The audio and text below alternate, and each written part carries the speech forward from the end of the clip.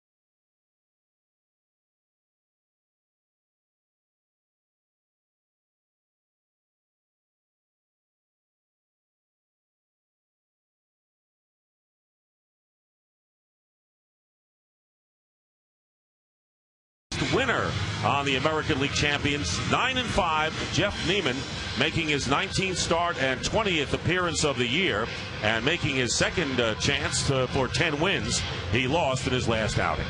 Yeah, had a rough one in his last outing, and that's one of the keys for today. He's going to have to rebound. Had his toughest game against Toronto the other day, gave up 5 runs. Continued dominance is really speaking about this Rays staff against the Royals. They've been dominant, held the Royals to a 2.29 ERA. He hopes he's dominant today. And a good pitcher profile brought to you by Sprint. And let's take a look now at the Rays defense. Outstanding last year, a little short of that so far this year, as Crawford, Upton, and Kapler in the outfield. Longoria, Bartlett, Zobrist, and Ibar playing first base today. Neiman on the mound and Deanna Navarro behind the plate. And so we're set to go as the Rays trying to get to 10 games over 500, which would match their season's high. They beat the Royals last night 8-2, and as we said, 7-0 against Kansas City.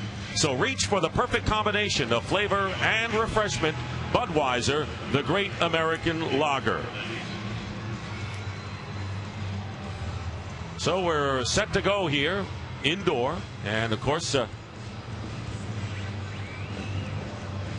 always like to get a little manicure right there. What he's doing there is putting fingernail, the white polish, and that's the catcher right there, Brian Pena, so the pitcher can see the signals that the catcher gives. Also, he might wear that out to dinner tonight. You never know. So here is Neiman, and he is a huge 6'9", 280 pounds. And a big guy out of Houston, Texas. Appeared in 5 games last year. And the 9-5 record this year has 2 complete games, 2 shutouts. And that's the best on this Rays staff. David DeJesus will lead off, hitting .261 with 7 homers and 47 runs batted in. He's had a hot July after a medium few months before that. Third baseman Longoria playing close to third, even with the bag, and the first pitch missing. And it's ball 1.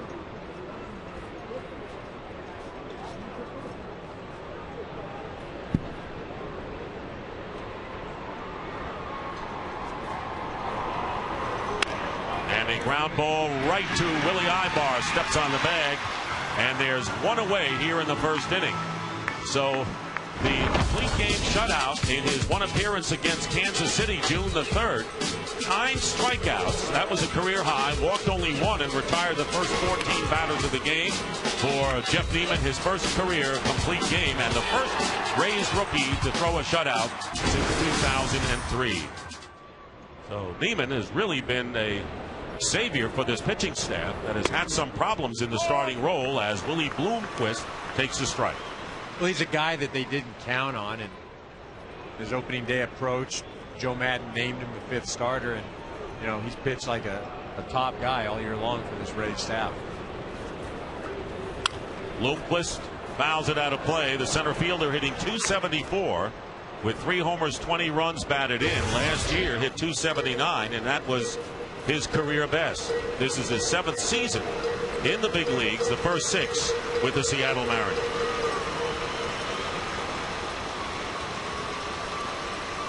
Here is the 0-2 pitch.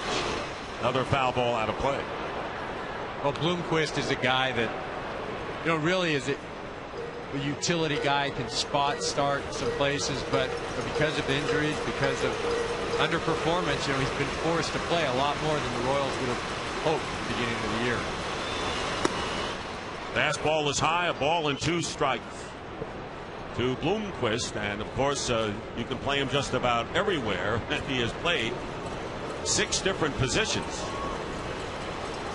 most of them at shortstop, but he is in center field today. Here's the 1-2. Hit off the end of the bat, and charging is Bartlett. Makes the play just in time. Bloomquist, getting down the line in a hurry, is retired for the 2nd out. Yeah, Bartlett doing a nice job of coming in. Now, the way Bloomquist swings at this ball, he's already leaning over the plate, so he's got an extra step heading down to first base. Couple that with the fact that he's a pretty fast runner. Bartlett, a nice job of coming in and getting rid of the ball quickly. You see what? See how he's kind of leaning? It's not a full swing. He's already got his momentum heading towards first base. Usually when you're out in front, you'll get that extra step. Here's Billy Butler with 2 out. Ball 1 inside. Billy Butler, 290. 11 home runs, tied for most on the team with 47 runs batted in.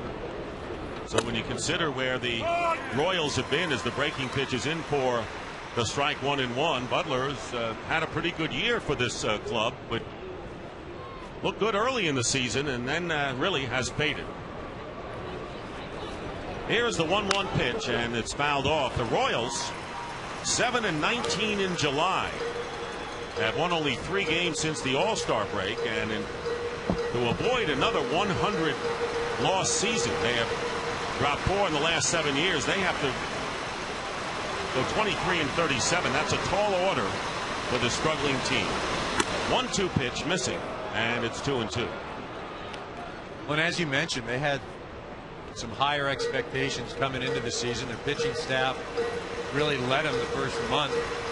They've fallen on hard times, and offensively they've basically been non-existent. And that slider just misses. No, it's in there. Strike 3 as Butler goes down on strikes. 1-2-3 innings for Jeff Neiman, who throws hard.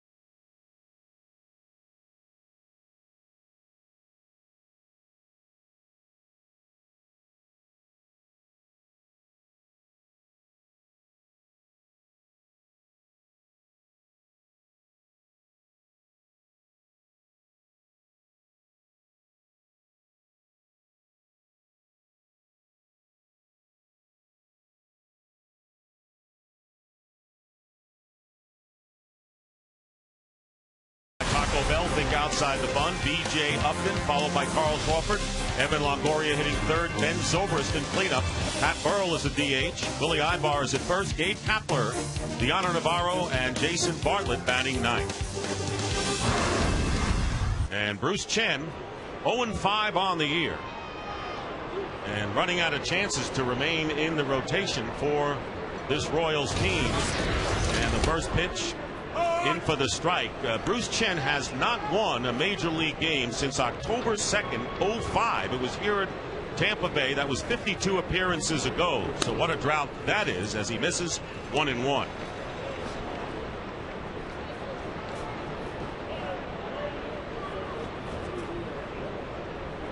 Foul out of play, and here is the sprint pitcher profile for Bruce Chen. Well, for Chen to be effective, he's got to keep the ball in the park. He's prone to giving up home runs. He doesn't want to do that and get behind early.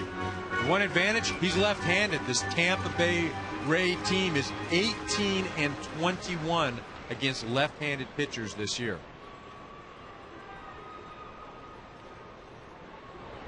This is his 10th start against the Rays. 3-1 lifetime. That breaking ball is inside. So the count 2-2 to Upton will be followed by Crawford and Longoria here in the first inning. Rays getting off to a slow start this year. We're 8-14 at the end of April. 6.5 back.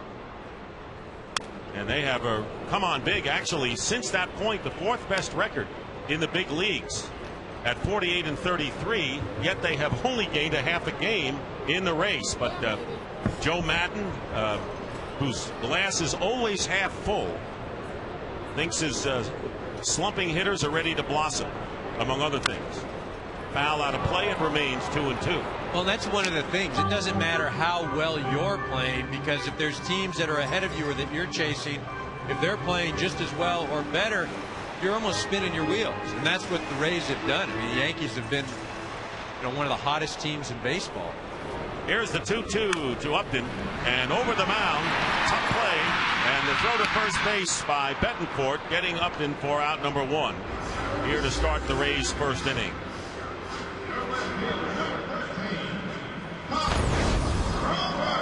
Again, Betancourt coming in, getting the ball on the hop, good transfer, flips it right over. That's the thing, when you've got the turf field, you'll get the truer hops. It's a little quicker game. Ball will get to you a little faster, so you have a bit more time. And he had the big hop as well as the true. And here's Carl Crawford. And Crawford takes ball 1 outside. Crawford has had success against Bruce Chen, 4 for 17, but he has 2 homers of his 4 hits against the 32-year-old left-hander. 2 balls and no strikes to Crawford. Chen, a native of Panama City, Panama, in his 11th season in the big leagues. And the fastball is in for the strike. 2 balls and 1 strike.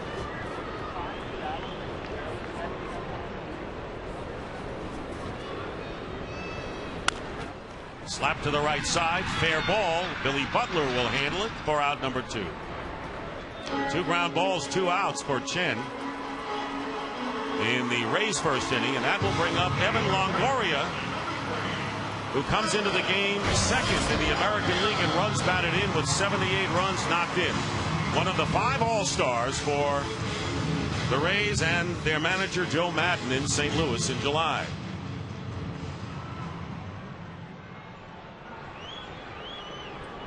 Already stamped to be an outstanding player.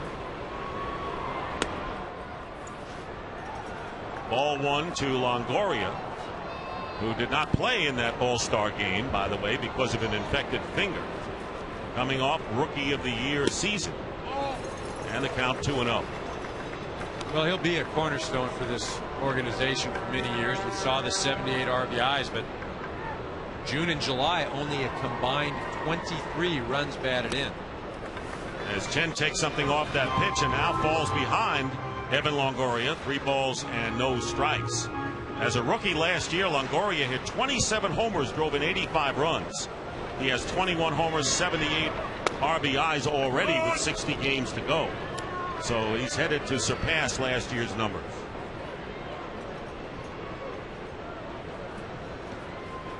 Here's the 3-1 pitch. Ball 4, and Longoria draws a 2-out walk.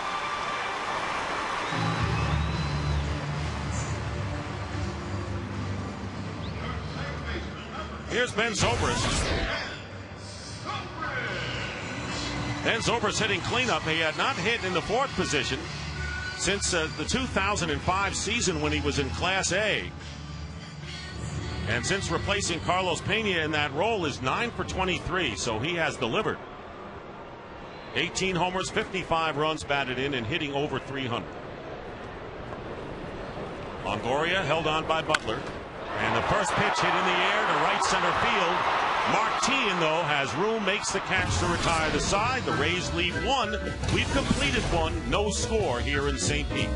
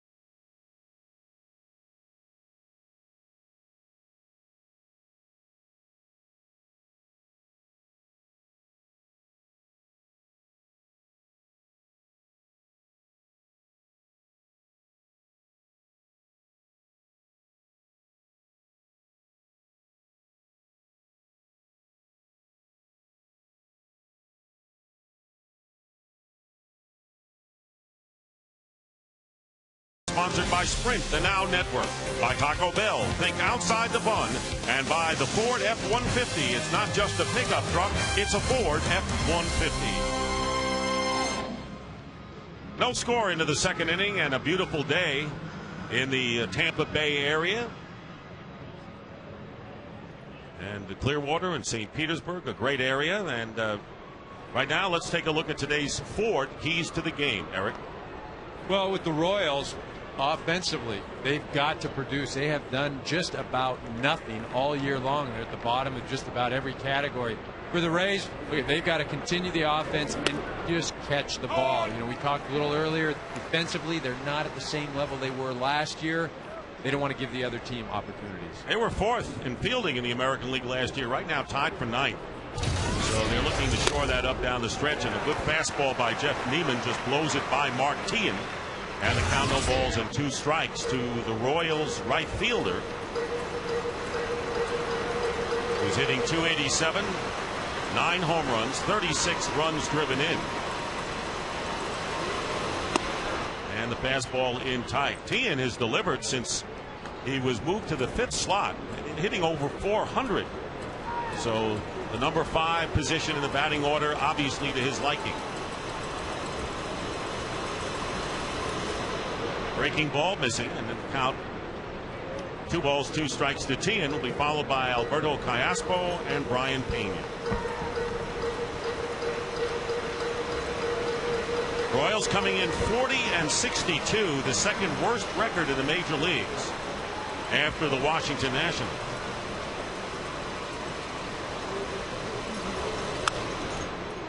Two and two as the foul ball off the fastball. Well, when you look at this organization, I mean, they've spent a lot of money in draft and minor league guys. They're probably a few years away. But what's interesting is the trade deadline, they didn't just start getting rid of all kinds of guys, you know, much like the Pittsburgh Pirates. And strike 3 as home plate umpire Larry Vanover. And the second called 3rd strike in a row. That's a fastball. It's about belt high. That's a strike if you're going from the letters to the knees. But Larry Vanover giving that delayed call. Good point you make about the Royals. Bannister and of course Greinke. There are a lot of players, several players that have some promise that teams wanted, and they're not going to just say, well, we're going to empty the bucket. And the Pittsburgh Pirates have almost unloaded an entire roster in the last several years as Callaspo takes a call strike. The switch hitting second baseman hitting .303. Well, and that's one of the things, if you're a Royals fan, what you have to be excited about is the minor league development, the amounts of money that they're putting into the draft. That's where this organization is focusing their efforts, and what they're doing is they've got some guys at the big league level that they don't want to get rid of. Now, you talked about the Pittsburgh guys. I mean, it's a fire sale, and those are some pretty darn good ball players. 2 left-handers traded to the Cubs this week. Here's the 1-1 breaking ball in for the strike, and the count is 1-2 to Callaspo. And that's what the Pirates have done. Kansas City going another route, as you mentioned. And they have spent $11 million on player development just last year alone, more than any team in the big league. So, and it may not, pay off beginning next year, but perhaps the year after. Well, and at least you can say that there's a plan. They're sticking with it. They're not having knee-jerk reaction. It would have been very easy to trade a guy like a Brian Bannister. You see Zach Greinke right there. Teams called. There's no question teams called, but the Royals are holding on to the guys that they feel can be important in their future. What a flurry of deals yesterday, and we'll talk about many of them throughout this afternoon. Breaking ball and strike 3, so Callaspo strikes out. 3 straight strikeouts for Jeff Neiman. Well, fastball last time. This is the curveball. The fastball is about 94, 95, and you see that curveball, it's a big breaker. So as a hitter right now, you can't just say, okay, I'm going to look for the fastball. That's his strikeout pitch, because he has demonstrated that he will throw both of those pitches effectively when he needs the punch out. Brian Pena, the catcher, is up, takes ball 1, and Callaspo, on top of that, is the hardest batter to strike out in the major league. So he went down. 2 out in the second inning, and Pena, who's getting a long look from the Royals, And with John Buck on the disabled list, Brian Pena in his 5th year, had been with Atlanta earlier, had an RBI and a sacrifice fly last night, and he's getting an opportunity to show what he can do. All strike, 2-1. Well, that's one of the things as the Royals play out these last 2 months. You know, there are going to be guys that are going to be showcasing for next season, for jobs next year. Fastball in for the strike, 2-2. So Neiman, after falling behind 2-0, gets the next 2 in there. Jeff Neiman looking for his 10th win. Second opportunity, losing to Toronto, as we said last Sunday. And that pitch inside, and the count runs full. Jeff Neiman, who has 9 wins, is tied with Rick Porcello of the Tigers and Ricky Romero of Toronto for the most wins by a rookie pitcher this year.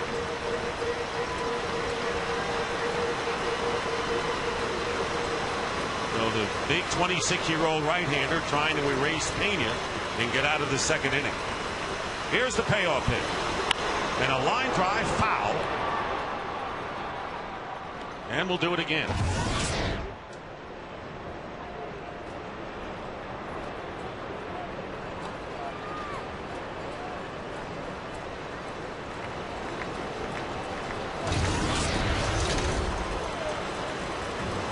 Again, the 3-2.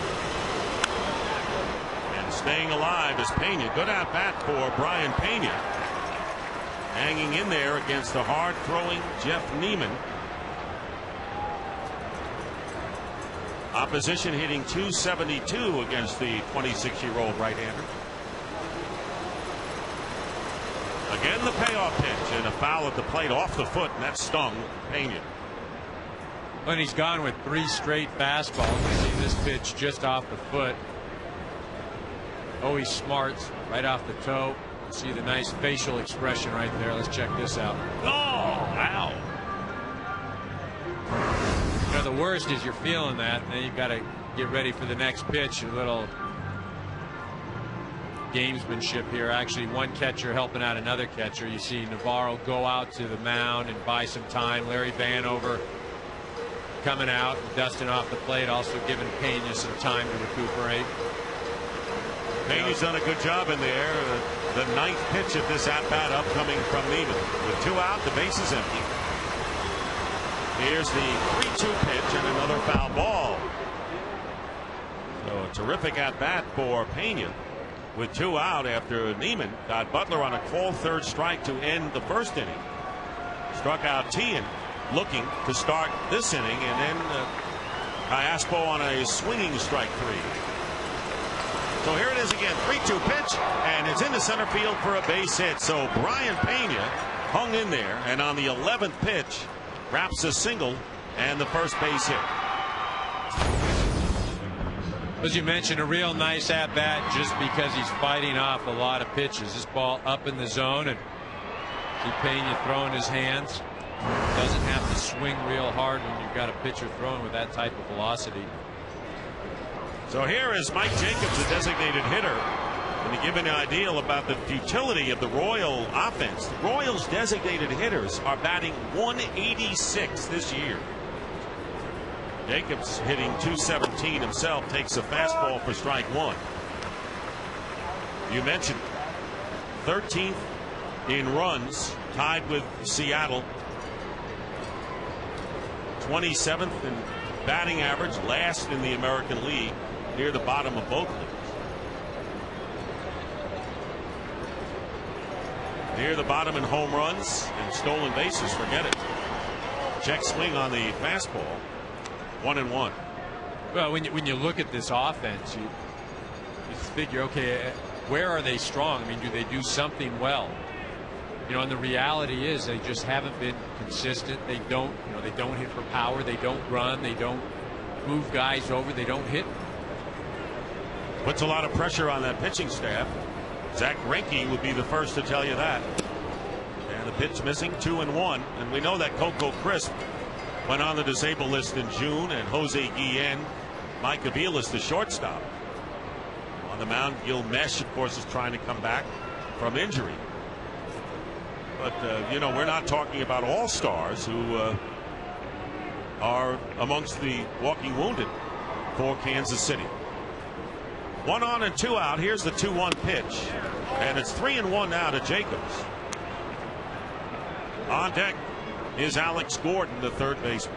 Well, and Jacobs, one of the few guys with power on this ball club, tied for the team lead with 14 home runs. But here, you got a 3-1 count right now. You're looking for one pitch, and you're thinking about doing one thing, and that's leaving the yard. Runner does not go, and the fastball in for the strike. Willie Ibar not holding on, the base runner. Brian Pena doesn't have any speed to speak about. Singled with 2 out, but we have a full count now, and Pena will be off on the pitch.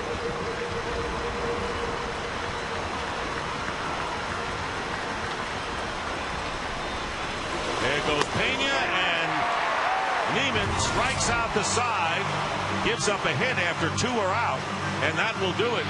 So Neiman with the strikeouts. There they are. No score, middle of the second.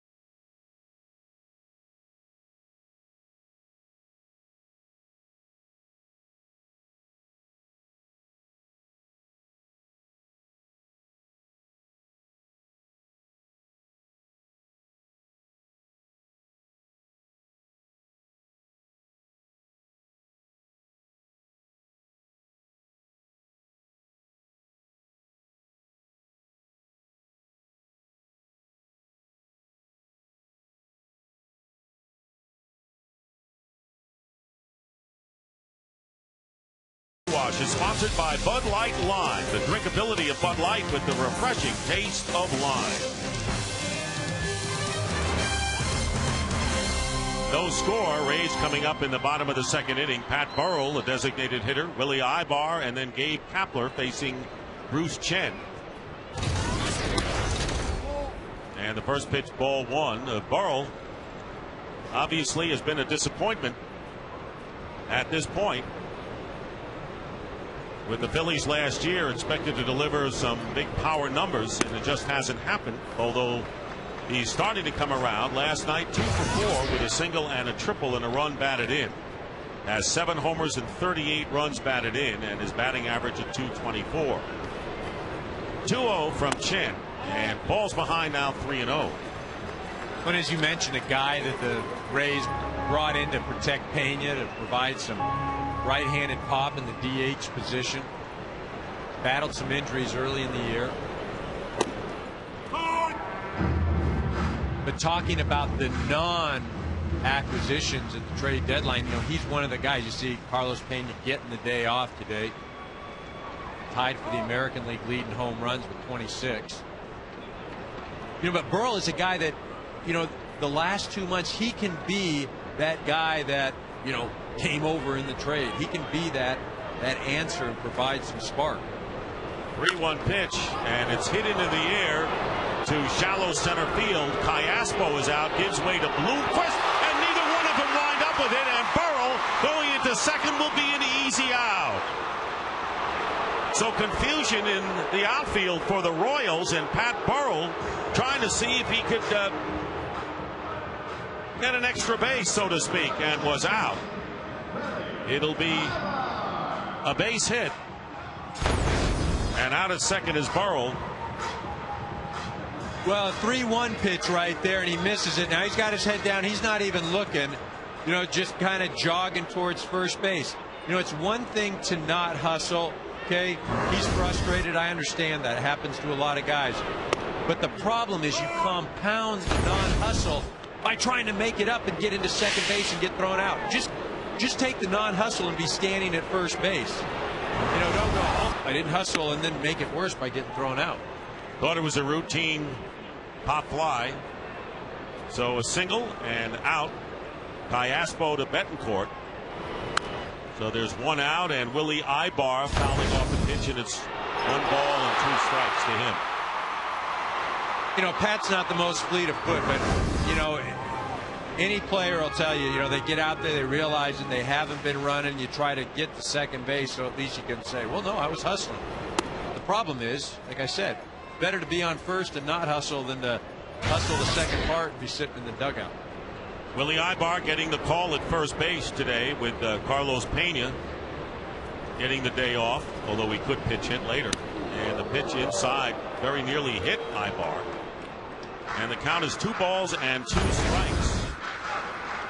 See, that pitch just went behind him. That doesn't happen too often. Here's the 3-2 pitch way outside, ball 4. And Ibar, who is making his 41st start, walks. That's the second walk given up by Chen.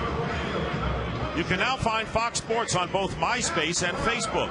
Get breaking news, video clips, widgets, and more. Just go to myspace.com/Fox Sports or facebook.com/Fox Sports and join the community. And don't forget, you can also stay connected to Fox Baseball on Twitter.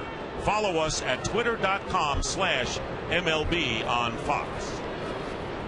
Here's Gabe Kapler, and he takes ball 1. And of course, Gabe Kapler very nearly broke up the perfect game by Mark Burley.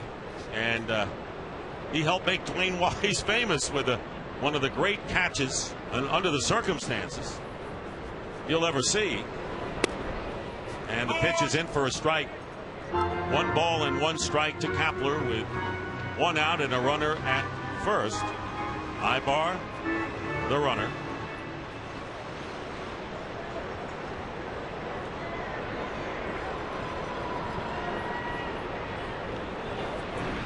And a throw over there. Go back to July 23rd, first batter of the 9th inning. Kapler hit the deep fly ball to left center field. Watch the catch again. You can't see it enough times. Dwayne Wise crashes, loses it, grabs it with his bare hand, and that was out number 1. Here's a line drive off the bat of Kapler to Callaspo, and no play at first base as Ibar gets back, and there are 2 gone.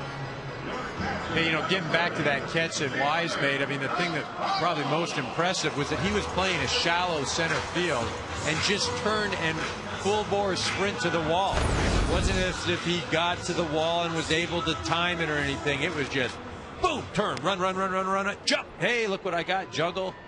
Take that. How about Burley? Had a perfect game going for a while. Had 45 straight hitters retired, a major league record, into the next game. And then, of course, it was 1 inning and he came apart and the White Sox ended up losing. Here's Diano Navarro, switch hitter. Those are his numbers.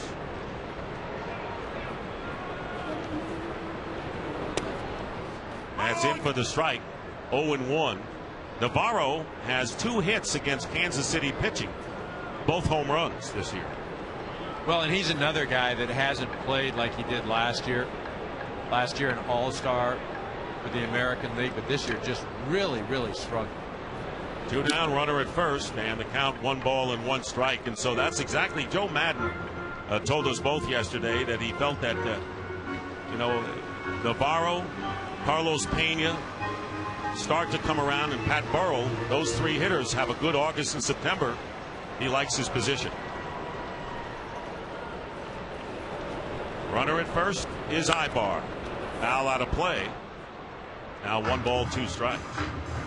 I mean, you talk about those guys and how they can impact the offense. And, really for the month of July, there were only 2 teams that averaged fewer runs per game than these Rays. Kansas City and Seattle. So it's not just those guys. You see Pat Burrell right there. I mean, Longoria had a tough July. B.J. Upton, real tough July. There goes the runner, and the pitch is hit out to shallow right field. It's going to drop for a hit. Ibar, who is running, will get to third base, and Deanna Navarro is on with a base hit. And the Rays have runners at the corners with 2 away.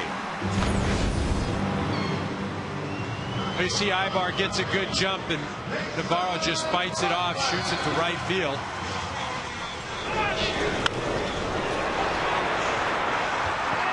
Hustling into third is Ibar. So Ibar is at third, and Navarro, who hit his first home run in a month last night. So he's showing evidences, as you say, he's coming around. And here's Jason Bartlett, who's third leading hitter in the American League, batting .334 and batting 9th in the order for the Rays. Fastball fouled off to the right. Well, probably not a better hitter that you'd want up at the plate with runners in scoring position. Hitting .408 with guys in scoring positions. A perfect opportunity to get the Rays on the board right now. See that board? Bobby Abreu of the Angels. What a free agent acquisition he's been. Inside 1-1 to Jason Bartlett. Well, this has been a different year, no question, for the Rays, who won 97 games, won the division, beat the Red Sox in the LCS, lost to the Phillies in the World Series. And I think very rarely do you find 2 identical years and characteristics for any team. That's a ball, 2-1. Well, and they've been beset by injuries. Bartlett was out for a while. Akinori Iwamura, the second baseman, he's down. Might be back in a couple of weeks. The pitching staff hasn't been the same. Joe Madden, Davey Martinez there. Sonnenstein won 13 games. He's in the minor leagues.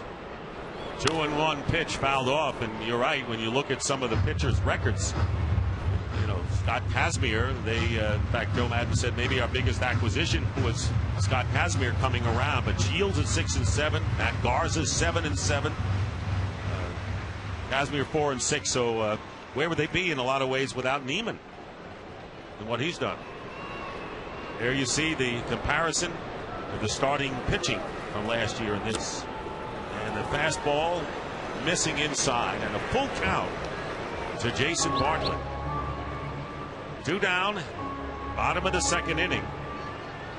Runners at first and third. Pat Burrell led off with a pop fly to center that dropped between Bloomquist and Callaspo. And not hustling and seeing where the ball was an easy out, trying to get to second base.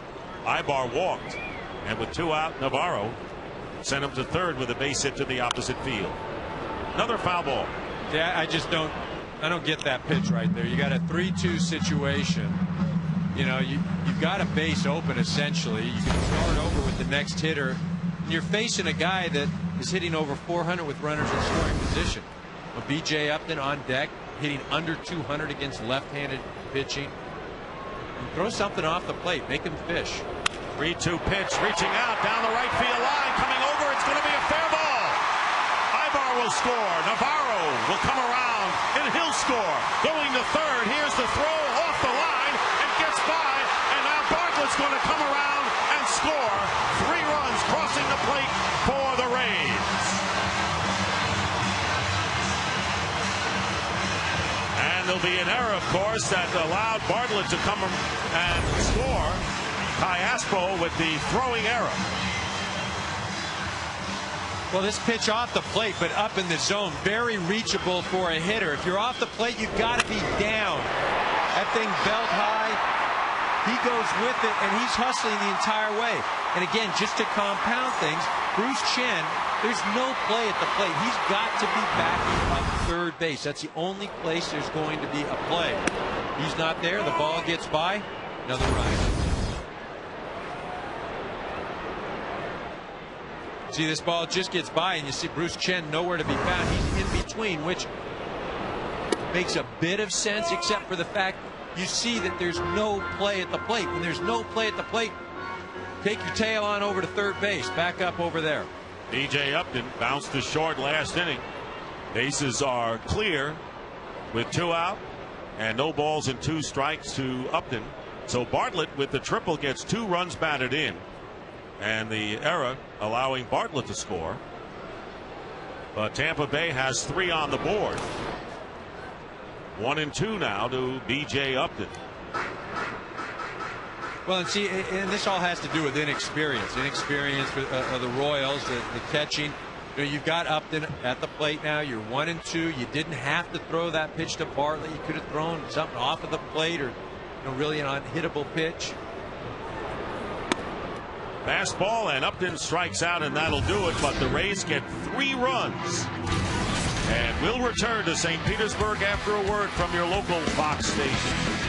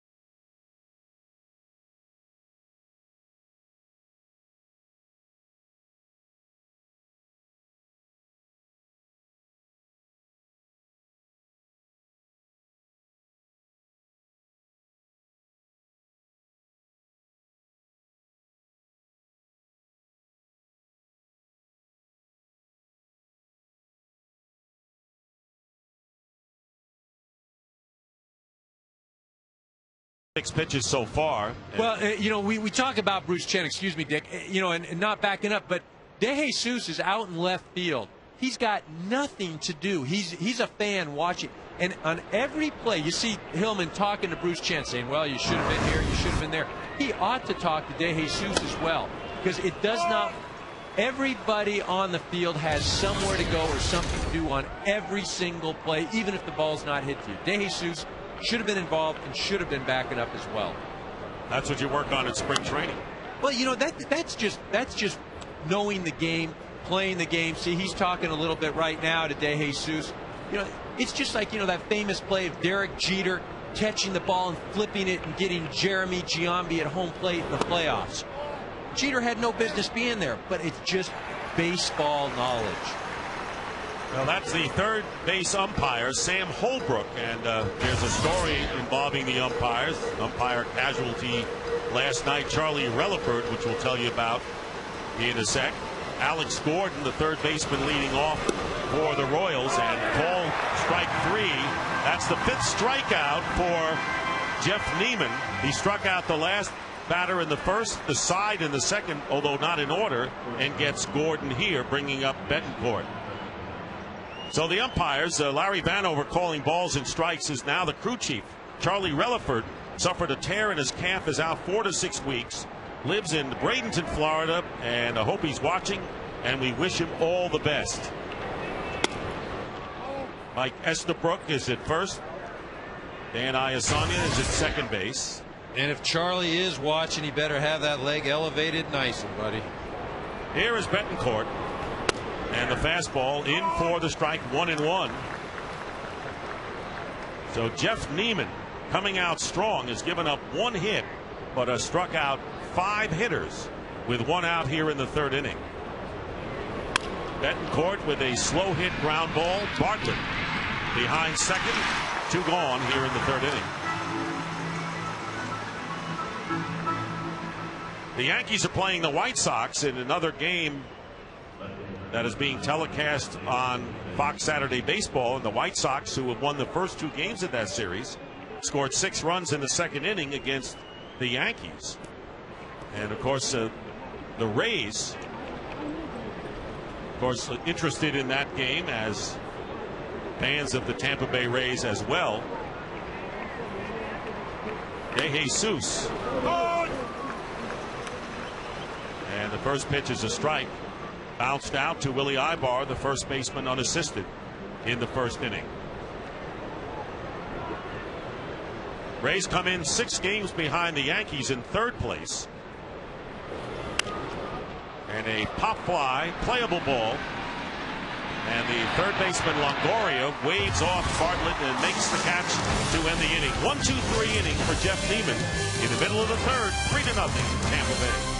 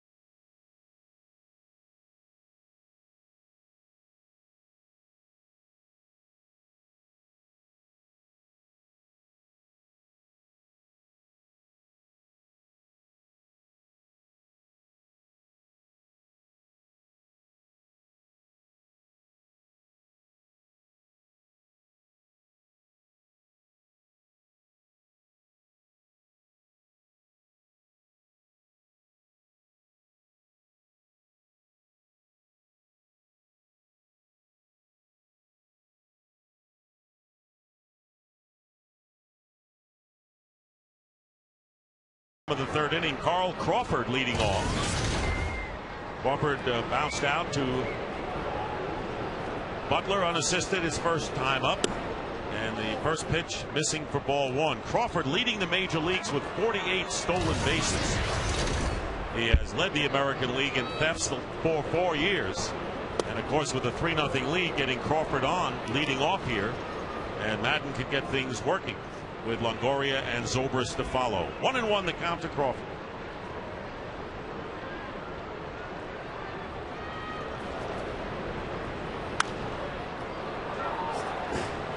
One and two. You know, looking at this offense of the Rays, you know, Zobrist has been consistent all year long, and this man right here, Carl Crawford, I mean, he hasn't had a bad month. Every month close to 300, driving in some runs, stealing bases. You know, he hasn't had that stretch where he just, you know, disappeared, which is what has happened with some of these other Rays players. You know, early in the year when the Rays were struggling, you could just see in the eyes of Joe Matt no panic, and he kept his team together.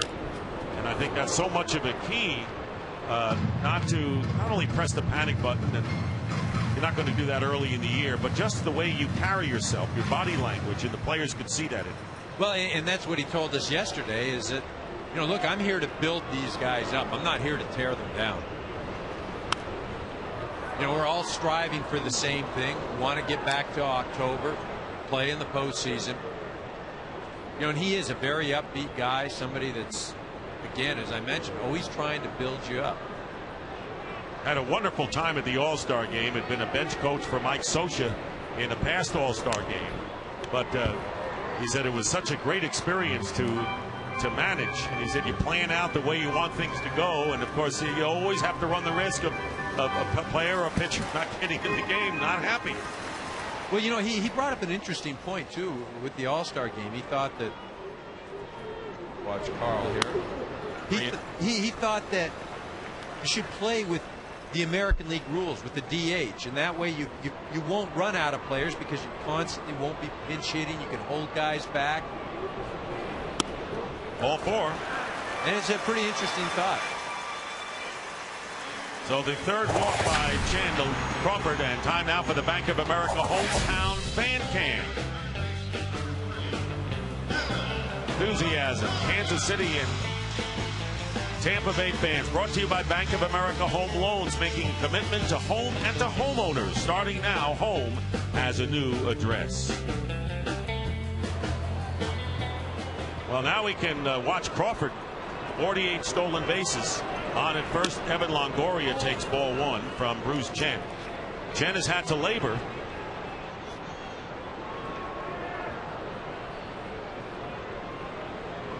Last inning, the Rays scoring 3 times. And it's now 2-0 to Longoria, who walked his first time up.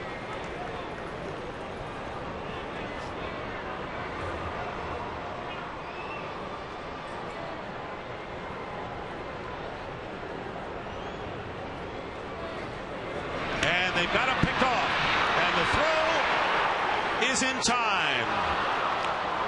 They guessed right, and Bruce Chen had Crawford running, and Crawford is picked off for out number 1. Well, this is really a great play by first baseman Billy Butler. You see, he comes in to get the throw. It's not a good throw.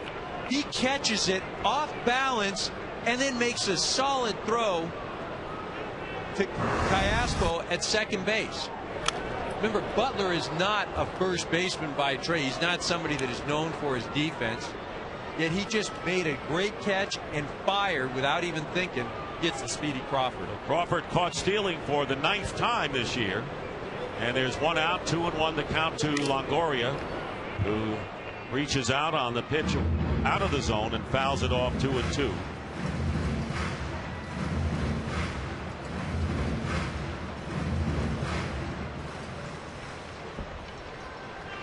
Rays leading 3-0.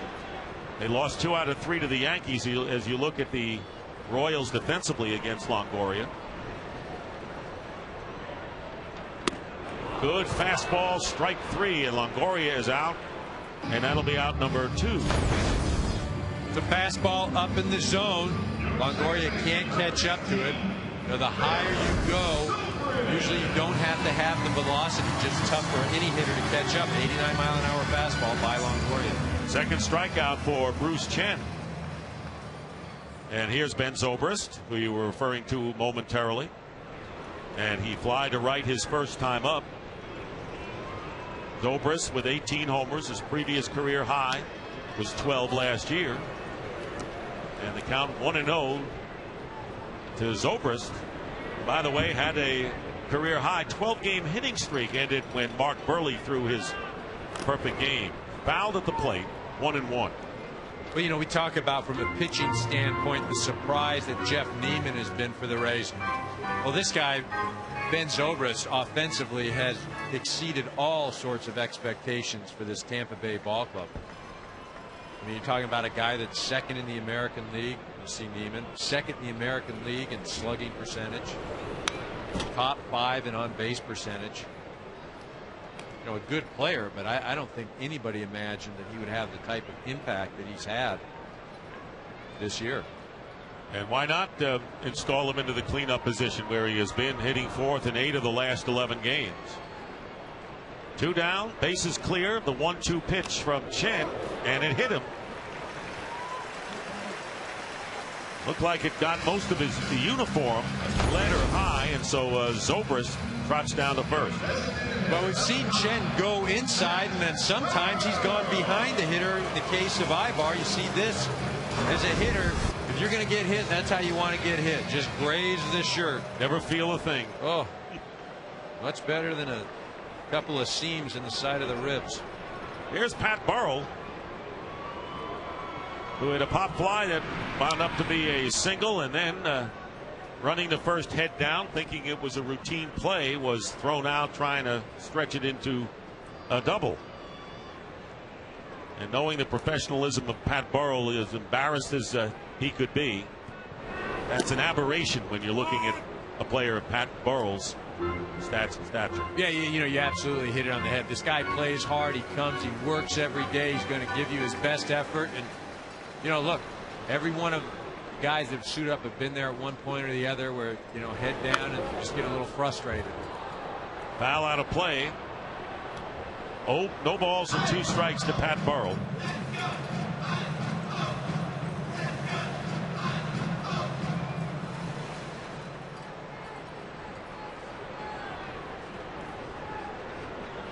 Rays in 3rd place in the division, but also in contention for the wild card spot. Right now, the Red Sox would be the wild card team in the American League. The Texas Rangers game and a half behind Boston, and then come the Rays, who are 4.5 games behind the Red Sox. So it's going to be a wild final 2 months.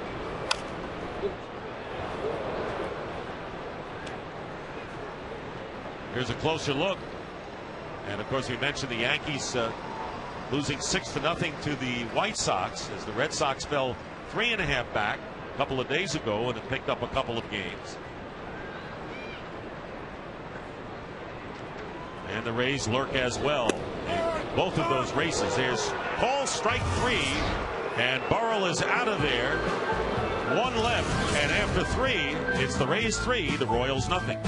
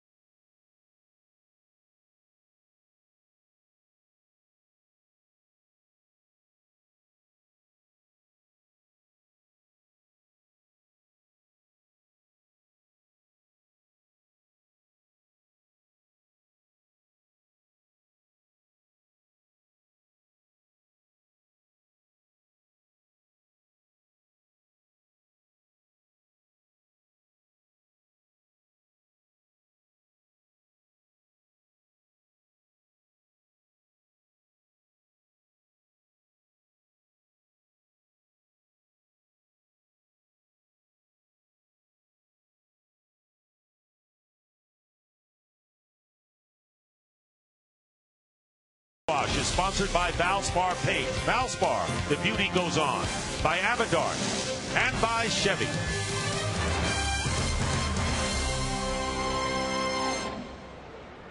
Here's a Ray. And wow, where do you go on your wedding day? You go see the Rays and the Royals. You'll always remember that. To the fourth inning we go, and Willie Bloomquist leading off against Jeff Neiman. And swinging at the first pitch, hitting a pop fly. Willie Ibar near the dugout, reaches over and makes the catch. Ibar hanging in there.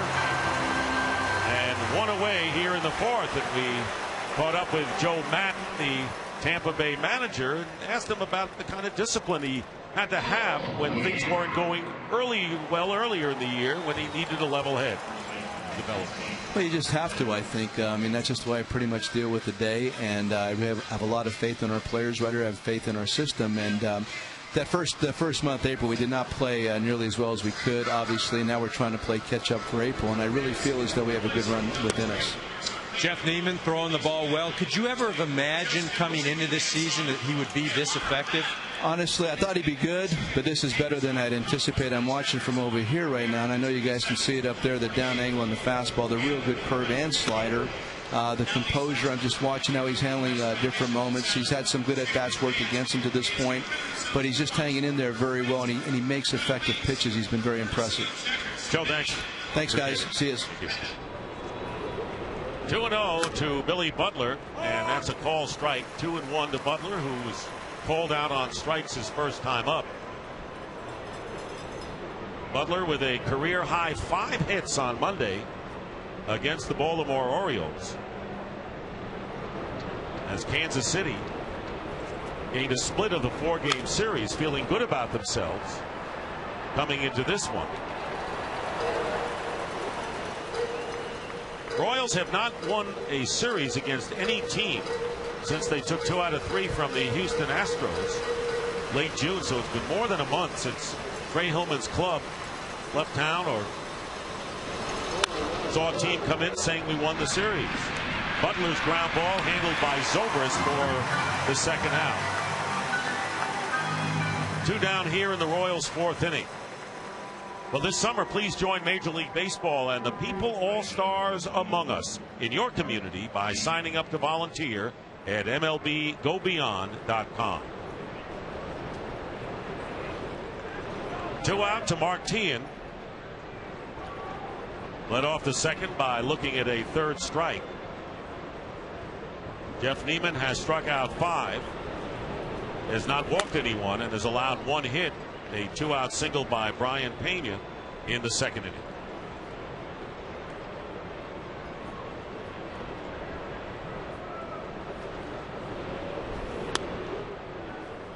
Two balls and no strikes to Teahen.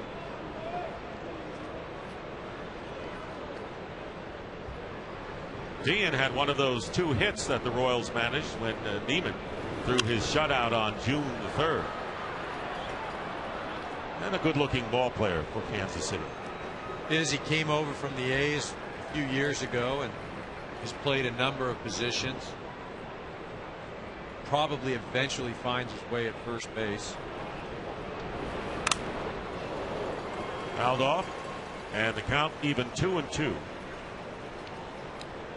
As fouled off the catcher's mask, and you see Larry Van coming out. You see this is just a shot. And just the impact of that jars your neck.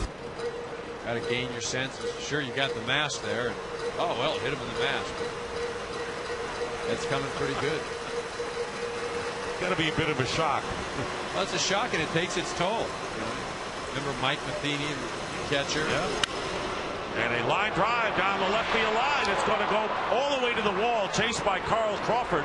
And Mark Teahen will go in with a stand-up double with 2 out. 2nd hit of the game for the Royals and their first extra base hit. So this pitch on the outer half of the plate. Teahen just going with it. See, it starts to run away. It's a nice job of staying back. Again, when you go with the pitch, you give yourself a much better opportunity. Sometimes in that situation, the ball running away, You're trying to pull the ball as a left-handed hitter. That usually results in some sort of ground ball. So a runner in scoring position for Kansas City, and here's Albert Callaspo, switch hitter, struck out in the second inning. 2 down to Callaspo, and the fastball in for the strike. Callaspo has a 13-game hitting streak on the line today, and the Royals trying to get back in this game. And they're early enough to do it a little at a time. 0-1 breaking ball in for strike 2. Yeah, I could see where Neiman would not be a lot of fun to hit against. A fastball running, a big curveball. As a hitter, you're just up there hoping he makes a mistake and hangs something.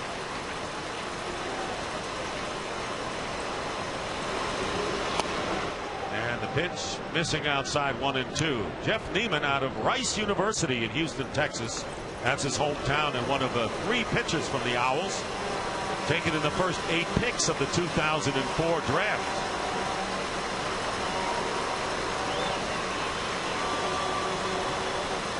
Runner at second, the 1-2 pitch.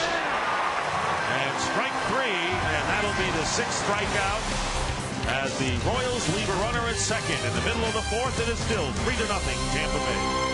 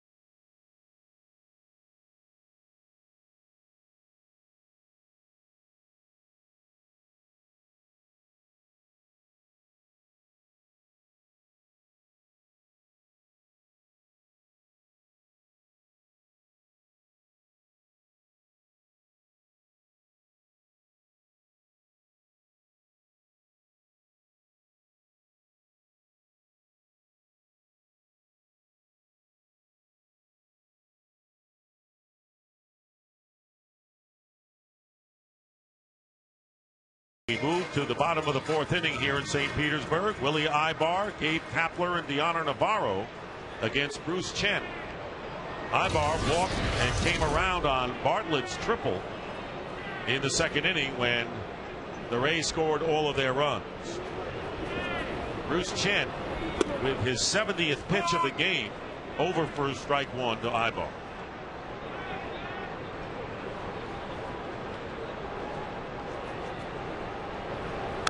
Fouled it off. Ibar matched his career best, went 4 for 4 when the Rays beat the Royals on July the 18th, and came into the game hitting .385 against KC in the 4 starts for him. So he's like Royal pitching. Fouls it off, and it's 0-2. Well, a good player. He can play a number of spots, give guys days off. You know, some people here have been clamoring him to play every day, maybe place of Pat Burrell, but he's too valuable to spot start. And strike three. 3 pitches, and Ibar is out of there. That is the 4th strikeout for Bruce Chen. And talking to Trey Hillman, the second-year Kansas City manager, and asked him what he would like to see his team accomplish the rest of this season. Well, we've just got several areas we've got to try to get better at. And, obviously, here recently, since the All-Star break, we've had deficiencies in our bullpen. Today, our deficiency is not picking up the baseball in proper spots against Mr. Neiman's breaking ball. Now that he's got command of that from the second inning on. We need to score more runs, we need to play better defense, and we need to get the job done out of the bullpen. So earlier in the game, we see Bruce Chen, David DeJesus not backing up third base.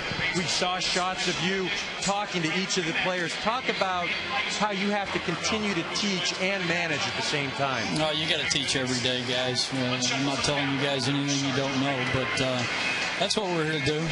Obviously, we've had our frustrations and our struggles, but our job as a staff collectively is to continue to teach the right things and reinforce it. And this game gets frustrating, but you still got to be able to come to work every day and try to have a positive attitude with as upbeat an atmosphere as you can while you're losing ball games, and you still got to teach the game.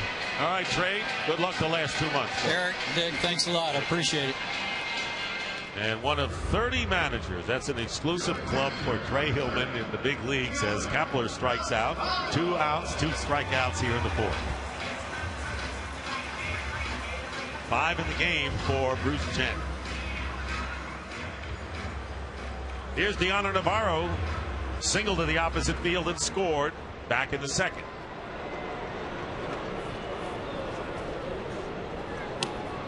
And strike 1 on the breaking ball. So Bruce Chen now has become a strikeout pitcher. He struck out 2 last inning and the first 2 here in the 4th inning. Neiman has 5 strikeouts for the Rays. The count here is 1-1 to Navarro.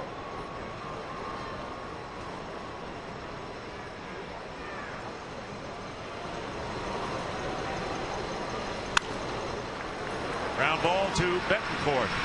And a 1-2-3 inning. The first 3 up, 3 down inning for Bruce Chen.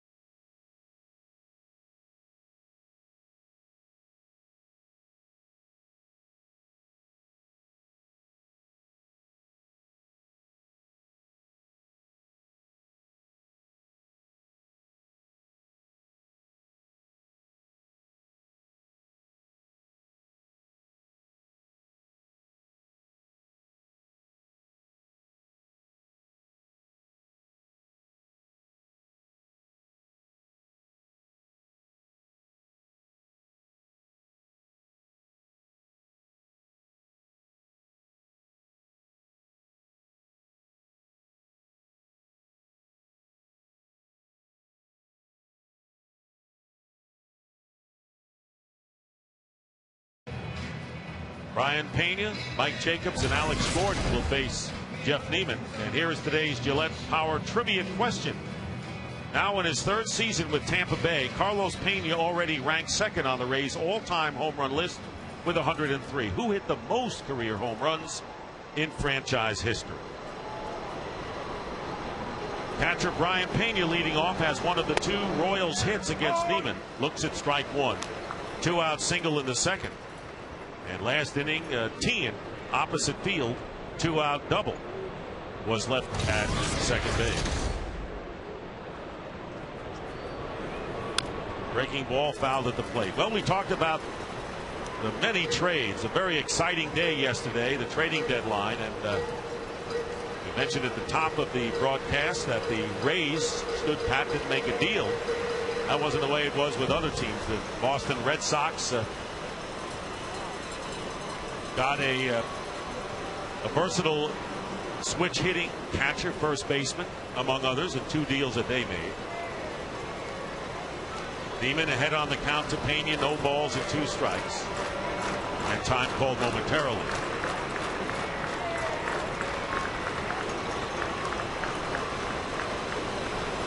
0-2 pitch grounded, and it's a fair ball down the right field line. As it went past Ibar, Pena on his way to second. Here's the throw from Kapler, not in time, and Pena with his second hit of the game, third hit for the Royals. On at second with nobody out here in the 5th inning. Well, the Red Sox acquiring Victor Martinez from the Cleveland Indians, giving up Justin Masterson, and they got Casey Kochman or Adam LaRoche in a 1-for-1 deal with the Braves. So Martinez, who can play several positions that could help the Red Sox, and they play the Rays next week, and Martinez is only hitting .377 against Tampa Bay in his career. Good trade for the Red Sox. I'm not sure that it separates them from anybody. I mean, Martinez, a nice player, can spell first base. Youkilis can go to third, give Lowell a day off here and there. You know, for me, Casey Kochman becomes the 2004 version of Doug Mankiewicz. You know, remember him? He come in and play defensively and fill in. You see those standings right there. Yeah, you can make a case for all 3 teams still. Oh no, it's they'll be in, and of course the Rays have 7 games against the Yankees and 8 against the Red Sox the rest of the way, and so there's a lot of baseball to be played, and of course Red Sox and Yankees next week on Fox. And there you look at a closer look at the Tampa Bay schedule. 38 of their remaining games against 500 teams or better, and the 2 teams that they really want to surpass. 1-1 to the designated hitter Mike Jacobs, and it's 2-1 now. Well, and getting back to that schedule, we saw the Red Sox, we saw the Yankees. They also have 6 games against the Texas Rangers. So we'll see next Saturday the Red Sox and Yankees. We'll also have the Angels and Rangers. And 6 games against the Detroit Tigers, and a lot of people think that maybe the acquisition of Jared Washburn may be the best of all. Fly ball hit by Jacobs out to left field, and Crawford is there to make the catch, tagging up his Pena, and he will slide in safely at third. So Jacobs is retired, but Pena advances on the fly ball. You know, really a nice job by Pena getting back to second, not just giving it that, you know, I'm going to go halfway and jog back. Now he's at third base with 1 out. He can score now. Otherwise, you know, he's standing at second base with 1 out. You see he's looking, and he goes, hey, you know what? That's deep enough. I'm going to get back. And that has to do, that's smart base running. You don't have to be fleet of foot to be a smart base runner. Just alert. In That's that right. case. Yep. Here's Alex Gordon, and swings at the first pitch in a fly ball to left field. Pena tagging up. Here's Carl Crawford with the catch, and here comes the throw to the plate. Here comes Pena, and Pena is going to be out at the plate. A great block of hold by Deoner Navarro, and Pena never got to home plate. And a great throw to boot by Crawford. And the score remains: the Rays 3, the Royals nothing, going to the bottom of the 5th.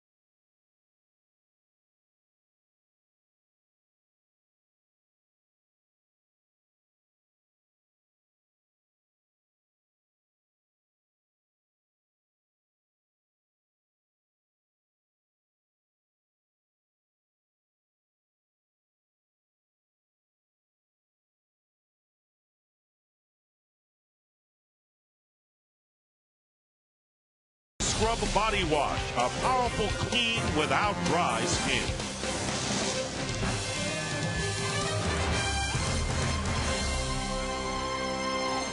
Well, here, let's look at that play. It just happened. Crawford throwing out. And I see here, you see Betancourt. Oh, there, I'm circling everything. He's right there. Now watch him. He's going to be letting Pena know where he needs to slide. He's pointing. He's going to the inner half of the plate. I just got done talking about what a great job Pena did being smart, going second to third. Well, there, he does not pick up Betancourt. Betancourt is telling him to slide to the outer part of the base. He doesn't. He slides right into Navarro.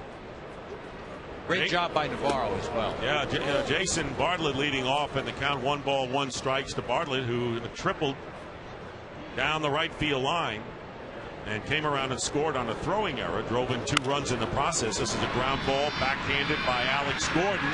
And the throw 1 away here in the 5th inning. But Navarro did 2 good things.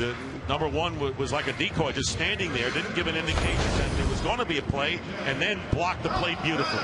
But, you know, again, that's where you have the on-deck hitter. I mean, it doesn't matter what, as far as a decoy, you should be looking at your own player. You see Pena, he's not even picking anybody up. He's got the head down, he's hooked, and he's chugging. But Betancourt did exactly what he was supposed to do. He's telling him where to slide, get down. Pena never picked him up. B.J. Upton looking at ball 1, 0 for 2 on the day, grounded out and struck out. Upton had a horrendous start to this year and just trying to get back. He was hitting 177 toward the end of May and has picked it up. Fly ball to right field, and Martin makes the catch for the second out here in the 5th inning. And time now to answer our Gillette Power Trivia question. Who has hit the most career home runs in Rays history? Carlos Pena, of course, 103 in his first 3 seasons. Aubrey Huff, between the years 2000 and 2006, 128 round triples. Quickly 2 down to Carl Crawford, who has bounced out and walked and then was caught stealing in the 3rd. Bruce Chen seems to have settled down after the 3-run damage in the 2nd inning by Tampa Bay. It's fouled at the plate, 1-1. And I'm sure he'd love to have that at bat against Bartlett back. I mean, when Chen was throwing to Bartlett, 3-2 situation. You've got Upton on deck, who has not had any success against left-handers. Throws a 3-2 pitch. It goes out to right field. 3 runs are in. And a call strike 2, 1-2 to Crawford. Chen, by the way, as we mentioned, born and raised in Panama, and his grandparents emigrated to Panama when Mao took over China. So an interesting background for Chen. And the ball slapped to the left side. Alex Gordon with the play in a 1-2-3 inning, the 2nd in a row for Chen. We've completed 5 here in St. Pete, 3-0 Rays.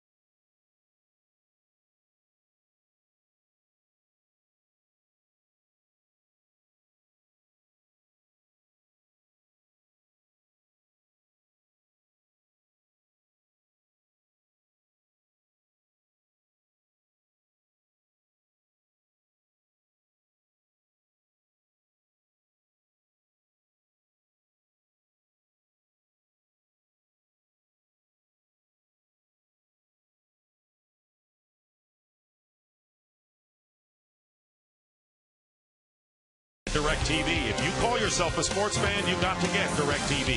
By Canaway and by Bank of America Home Loans. Starting now, home has a new address.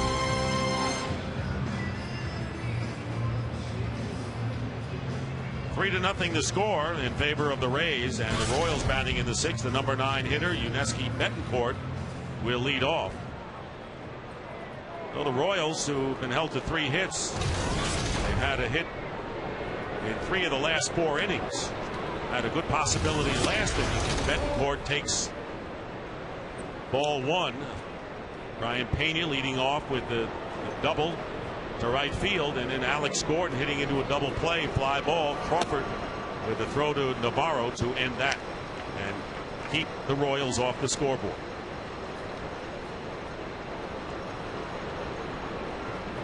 Two 2-0 the count to Betancourt, and that's in for a strike. 2-1. Betancourt acquired from the Mariners on July 10th, and he has really struggled. In fact, beat out an infield hit Thursday against the Orioles, breaking an 0 for 21 slump. He is 6 for 50, and now Longoria's throw makes him 6 for 51 since that trade, and there's 1 away here in this 6th inning.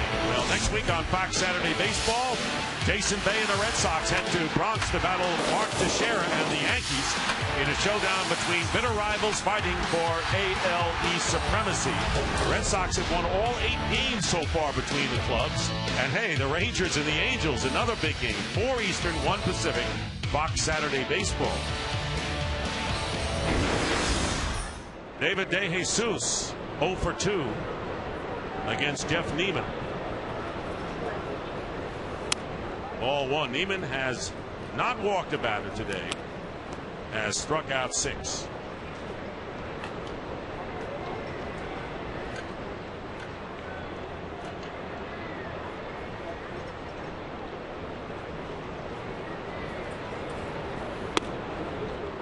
In there, 1-1. DeJesus assuming the leadoff spot when Coco Crisp went on the DL in mid-June. Well, and the other thing, too, with the addition of Coco Crisp, at least at the beginning of the year, moved DeJesus over to left field. A little better acclimated there. Doesn't have to cover as much territory as he did in center field. And the Royals feel like, hey, he's going to be the guy in left field for years to come. There was hitting coach Kevin Seitzer talking to Billy Butler. 2 balls and a strike with 1 out to the Royals left fielder, and now it's 3-1. Not many 3-ball counts from Jeff Neiman today. No, and that's one of the things when you approach this Royal offense. You know, all you have to do, just make sure you don't walk guys and give them free passes. Good fastball, no chances. DeJesus way behind that one. Full count. You know, more so than any team, you want to make the Royals earn it. You don't want to give them anything because, again, they don't have the offensive firepower that many of the other clubs have. 3 balls, 2 strikes to DeJesus. Fly ball to right field. Backing up is Kepler on the warning track. Looking up, it's gone. Home run for DeJesus, and the Royals finally score. It is a 3-1 game and the 8th home run of the year for David DeJesus. So Kansas City fighting back. That's their 4th hit of the game. This pitch just up in the zone. Not a lot of movement over the heart of the plate. DeJesus stays behind the ball, stays behind his front foot, keeps his weight back and rotates. RBI number 48, 1 out. It's 3-1 now, and here's Willie Bloomquist, 0 for 2. Up high, ball 1.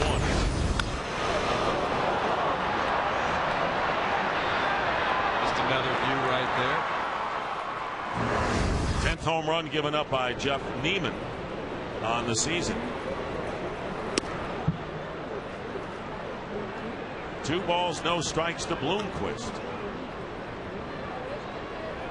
Well, Neiman a little frustrated right now, and this is when he needs to step off the mound, gain his composure. He's got a 2-run lead. He's been dominating this offense.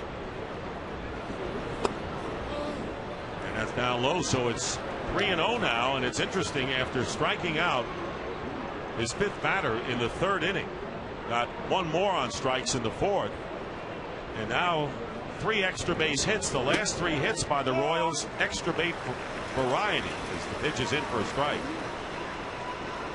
And they're laying off that, for the most part, that high fastball from Neiman. 3-1 to Bloomquist. And he bluffed a bunt, took the strike. So taking all the way. It's a fastball out over the plate, and as you mentioned, Bloomquist taking all the way, just trying to get to first base. So the Royals' best hitter, Billy Butler, has an opportunity to tie the game. So the count is full, and a high pop fly down the right field line. Calling for it is Ben Zobrist, makes the catch in fair territory for out number 2. And here is the in-game box score for the Royals, brought to you by Hyundai. Introducing the all-new 306 horsepower rear-wheel drive Hyundai Genesis Coupe. Now you see a lot of zeros right there outside of Pena and De Jesus. Not a lot going on right there.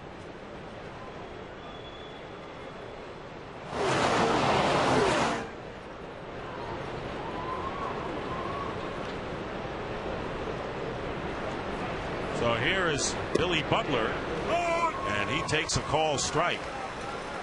Butler caught looking and bounced to second. 2 out. 1 run in on De Jesus' home run. Goes all the way to the backstop, and it's 1-1 to Butler.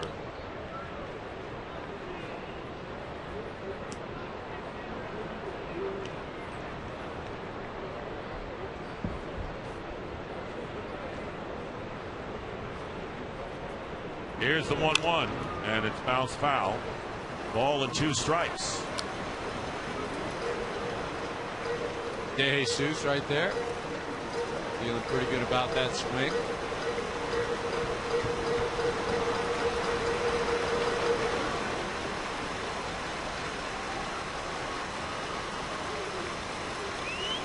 And a changeup fouled at the plate. So staying alive is Billy Butler. Mitch Meyer is on deck for the Royals.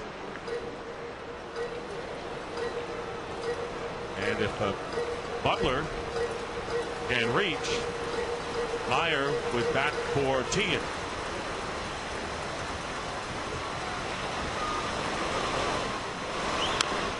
Off-speed breaking ball again. Staying alive is Butler. Royals have lost 3 in a row and have dropped 14 of their last 17 games. Early in the year with Zach Greinke, who, by the way, still has great numbers, 2.08 earned run average, leading the league, 10-6 record, 5 complete games, 2 shutouts.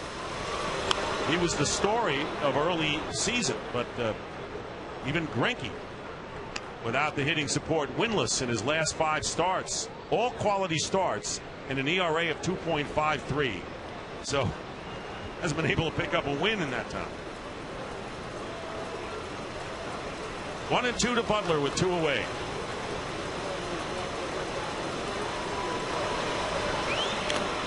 And foul tip held on to by Navarro, and Butler strikes out. 7th strikeout for Neiman. But David De Jesus breaks the shutout with a home run. It's 3-1.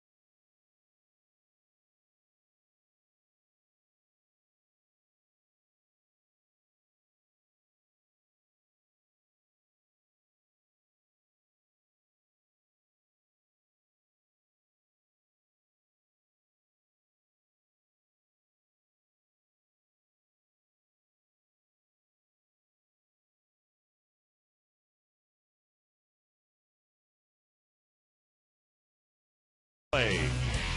Well, this is the play at the plate. Carl Crawford makes a throw. You see Uneski Betancourt in the background. He's saying, Pena, get down, slide, my man, slide, but slide to the outer half of the plate. Deanna Navarro, a great job of blocking the plate. That's our Flomax replay of the game.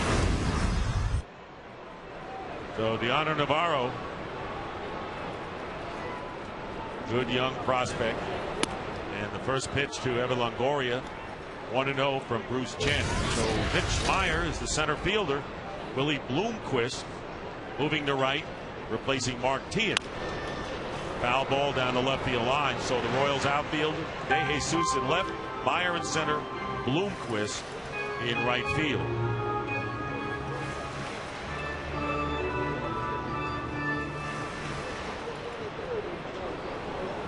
Bottom of the 6th inning in a 3-1 game.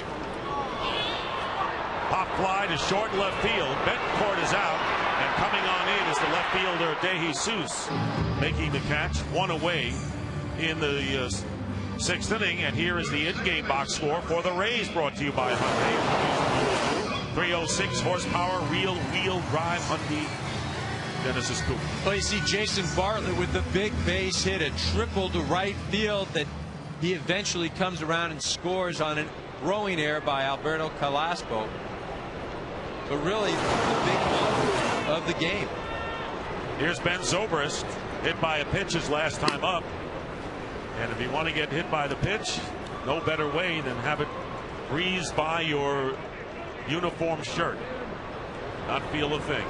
0 for 1 officially. And a comebacker, Chen, behind the mound, making the play. So Bruce Chen settling down now. Has retired the last 9 hitters he's faced. And with 2 out, here comes the designated hitter, Pat Burrell. We mentioned, I mean, Bruce Chen has thrown a darn good ball game. And even that inning, in the 2nd inning, where they ended up scoring, you know, Navarro didn't hit the ball that well. You know, Bartlett found an area, but he's given up 3 hits, but 2 of them, Bartlett and Burrell, you know, not really much to talk about. And the first pitch is a strike to Burrell, who singled and was out at second on that pop fly to center field, and then called out on strikes. So he's 1 for 2 officially. Fouls it back. I meant Burrell. Burrell, the pop up, and Navarro, the shot to right, the pop to right field. And Chen has thrown a great ball game. Yes, look at the pitching comparison, and Chen's 3 runs on 3 hits, all in that 2nd inning, with an error tacked on. Otherwise, it might be 2-1, a 1-run game. And Burrell strikes out, so that's 6 strikeouts. And for the 3rd straight inning, Chen retires the side in order. We go to the 7th, 3-1.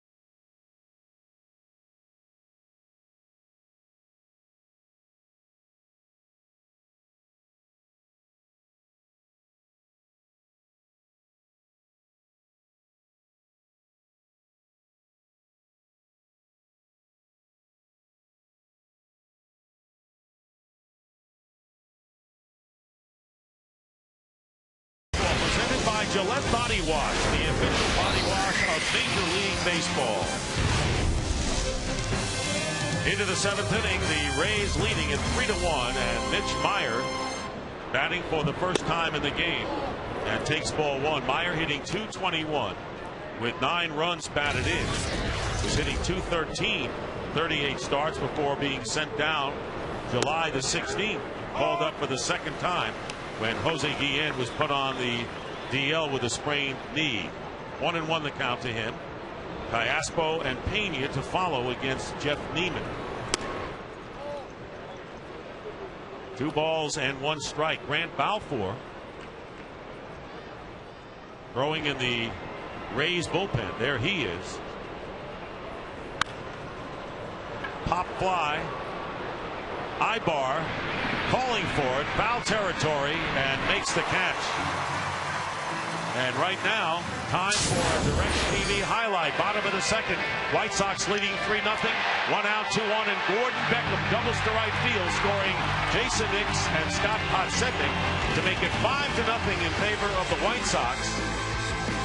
And right now, it is 6-2 in favor of the White Sox against the Yankees.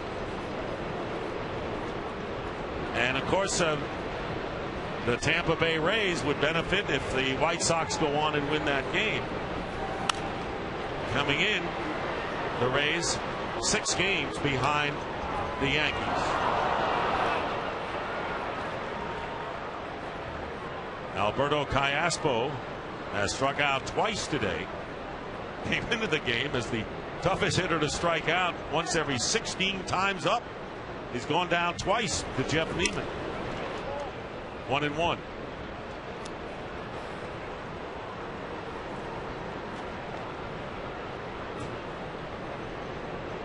Neiman has now thrown 100 pitches and still has the velocity, 91 miles an hour, and ahead 1 ball and 2 strikes on Callaspo.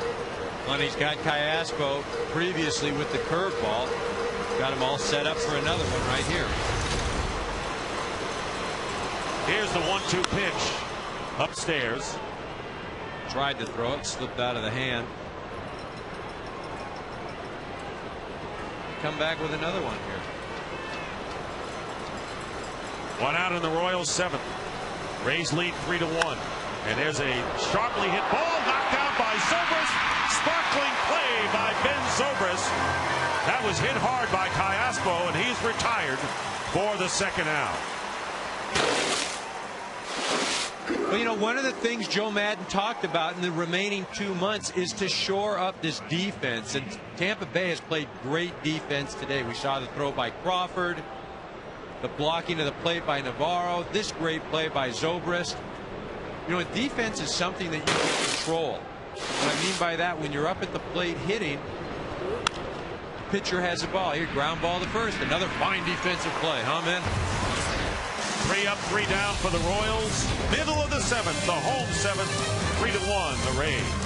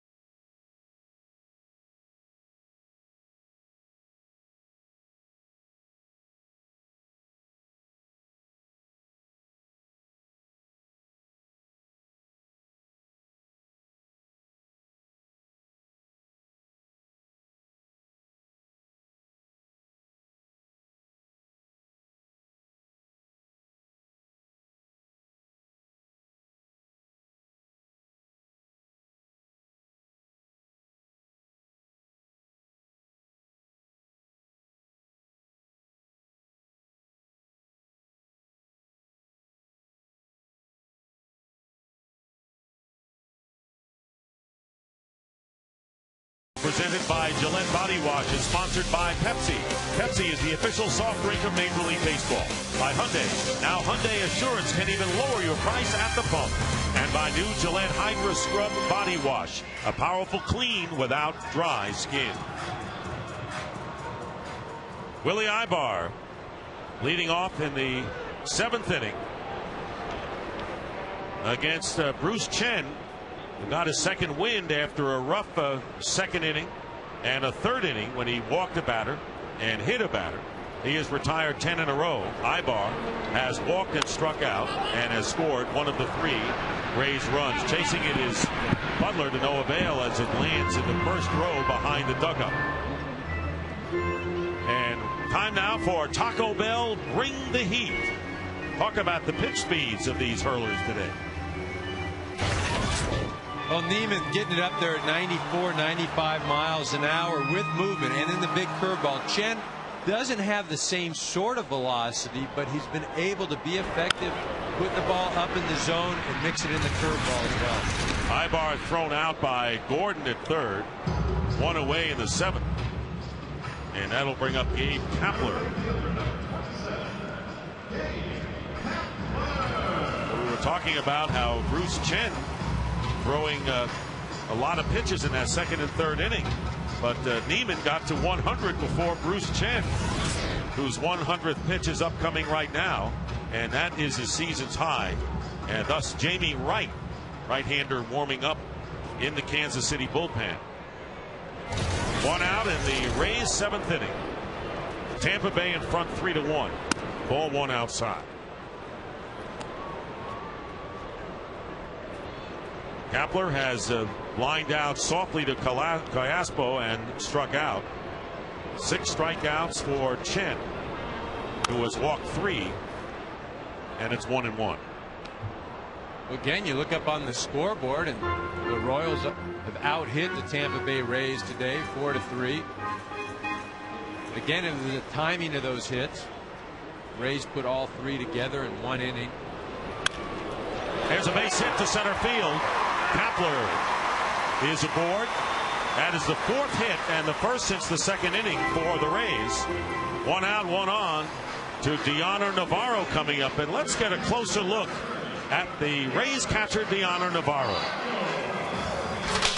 Hi, I'm Dioner Navarro, starting catcher for the Tampa Bay Rays. When I came from Venezuela to the States, a lot of people say that I look a lot like Posh Rodriguez, so that people started just calling me Pochito. Growing up as a kid in Venezuela, I used to play a lot of basketball. If I wasn't a baseball player, I'd be driving trucks. I love it. That's what my dad used to do. As a catcher, I'd rather throw a runner out that hit a home run. And Dioner Navarro, look at his personality. And there goes the runner, and a great break by Kapler, and no throw, and it wouldn't have mattered. Oh, this is a case of a runner just going on first move, which you do with left-handed pitchers. See, Kapler makes up his mind the minute that Bruce Chen lifts that foot up, he's going. And what he's doing is just guessing and figuring that once Chen commits to home plate, he's going to home, regardless of what Kapler does. And time called, and Brian Pena will go out to the mound and talk to Bruce Chen. And you mentioned that Jamie Wright up warming up for the Royals. Randy Choate, left-hander, throwing for Tampa Bay. And remember that Chen, longest outing in the big leagues with Kansas City this year, was his first appearance in June when he worked 6 1/3 inning. He has worked 6 1/3 right now. So 1-0 to Navarro. And there's a strike.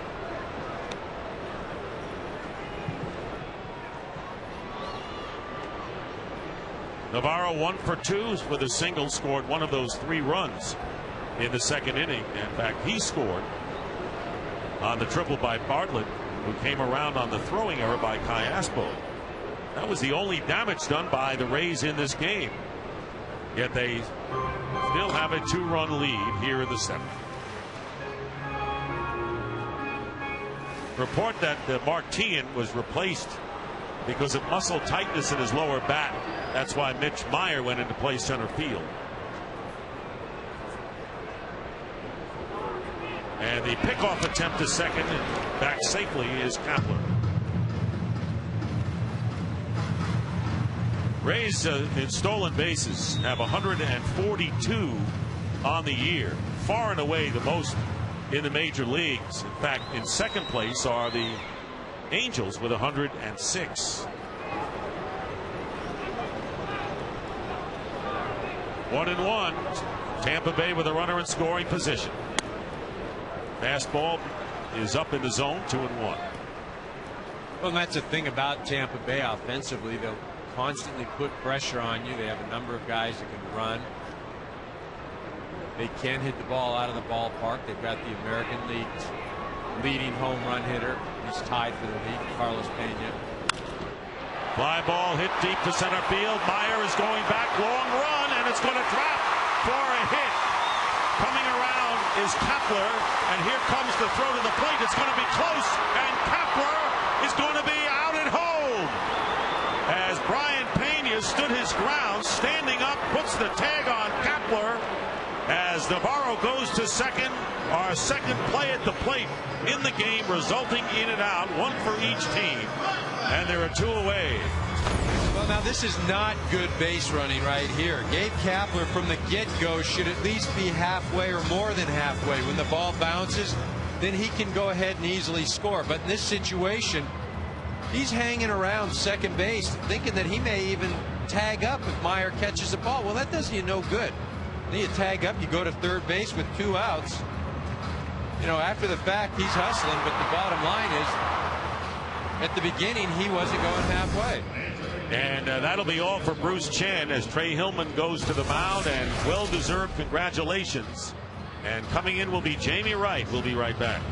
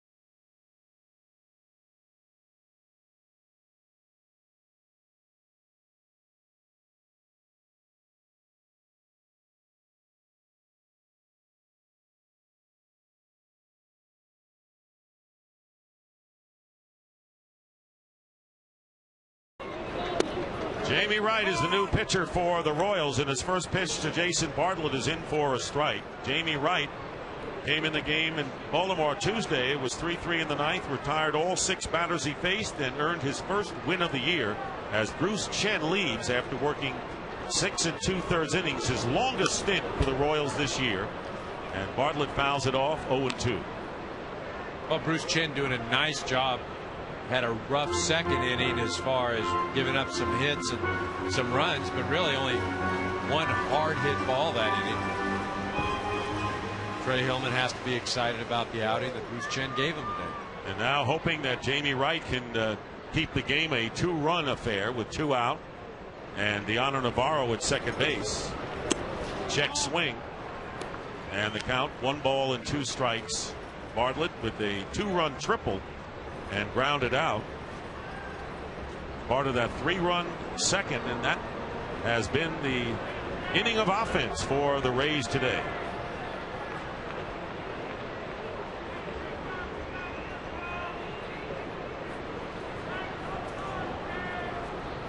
And time called at the plate. Jamie Wright making his 41st appearance of the year.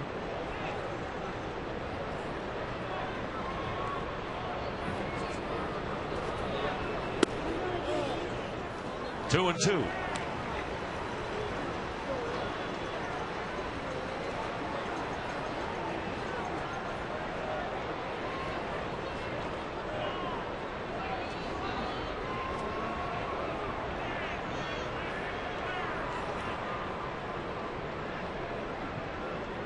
Randy Choate continues to throw in the Rays bullpen. And a good stop, and there goes the runner going to third, and no throw there. So Pena at first made a good stop, ball got away from him, and Navarro advances to third on a wild pitch. You know, getting back to that play, Gabe Kapler is going back to tag up at second base. With 1 out, you've got to be halfway when you see the ball fall. Then you go ahead and go. But he goes back to tag up. By doing that, gets thrown out at home plate. Bad base running. We've seen it from Kapler. We've seen it from Pat Burrell. 2 guys that you hardly ever see any sort of miscues. So the runner at third now, and the payoff pitch upcoming to Jason Bartlett with 2 out. And a fastball, strike 3, and Wright comes in and gets Bartlett as Navarro stranded at third. It remains 3-1 as we go to the 8th.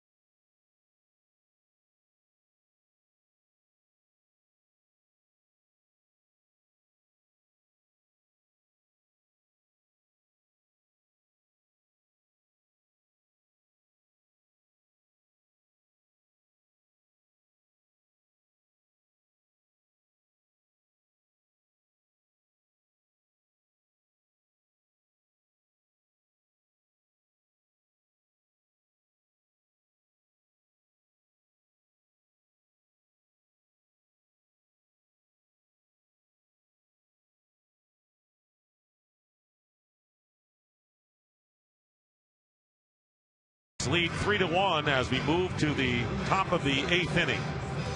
Carlos Pena has moved into first base, so the slugger, who is tied for the American League lead with 26 home runs, is now in the game. And it'll be the bottom third of the Royals batting order against Jeff Neiman, Jacobs, Gordon, and Betancourt, the scheduled hitters. Jacobs is 0 for 2.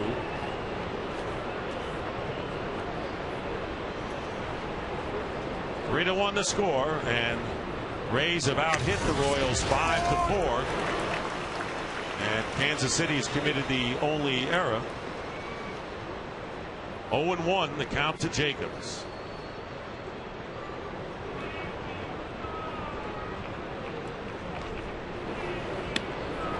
And the breaking ball, it's 1-1 to Mike Jacobs, who had career highs last year with the Florida Marlins. 32 home runs, has 14 so far, as you look at Randy Choate, the lefty, and Dan Wheeler, the righty, in the Rays bullpen. Ground ball to Zobrist at second, and there's one gone in the 8th inning. One out in the 8th inning, and Alex Gordon coming to the plate. Gordon has struck out and flied out, and his fly ball deep to left center field, and Brian Pena was thrown out on a great throw by Carl Crawford and a great play at the plate by Deanna Navarro. And as Eric pointed out, Yuneski Betcourt trying to help Pena to slide on the outside, and he wasn't looking, and he was out. Never got to home plate, and a good block by Navarro at home. 1-0 the count to Gordon.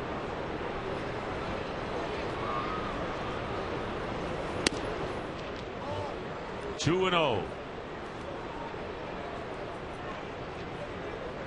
So Jeff Neiman working into the 8th inning, looking for his 10th victory. He's the big winner on this Rays staff, with a record of 9-5 coming in.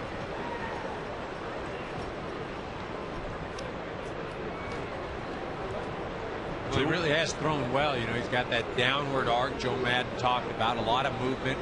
You couple that with the fact that he's 6'8", 6'9". And a line drive snared by Carlos Pena. Well, you want a Gold Glover late in the game at first base. You can't do better than that guy on that shot by Gordon. Well, we talked about the defense of the Rays and how it wasn't or hasn't been as good as it was last year. Seen a number of great plays. Pena, nice stab on that line shot. And admiring it, the great smile on his face. Here's Betancourt with 2 out inside. You know, you talked about Neiman at 6'9". Well, he quit playing basketball in junior high school because he couldn't beat out a teammate named Emeka Okafor. You can understand why. Okafor went on to play at the University of Connecticut, was an All-American, and just this past week traded from Charlotte to New Orleans for Tyson Chandler. So sometimes there's a guy in the sport you're playing who may be better anyway. 1-1 pitch. Breaking ball and waving at it is Betancourt. It's 1-2. Well, I'm guessing there's more of a market for big league pitchers that are 6'9" and not too many 6'9". I'm guessing he wasn't jumping out of the gym or anything in the NBA. Hardly. But he was blocking shots, hopefully. There's a line drive to left field. Crawford came in and then had a leap to make the catch, in a 1-2-3 inning for Neiman, who is retired now 8 in a row. We'll be back.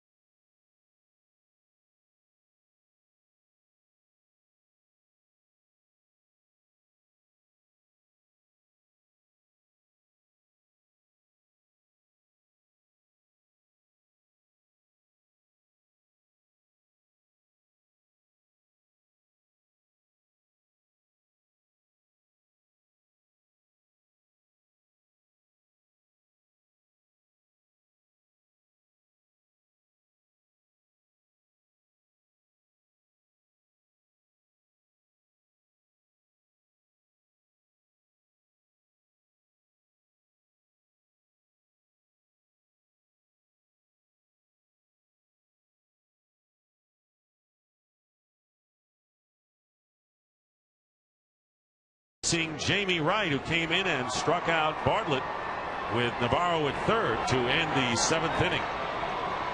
And there is Neiman, who's trying to pick up his 10th win. And here is V.J. Upton, 0 for 3. And the first pitch, ball 1 to Upton.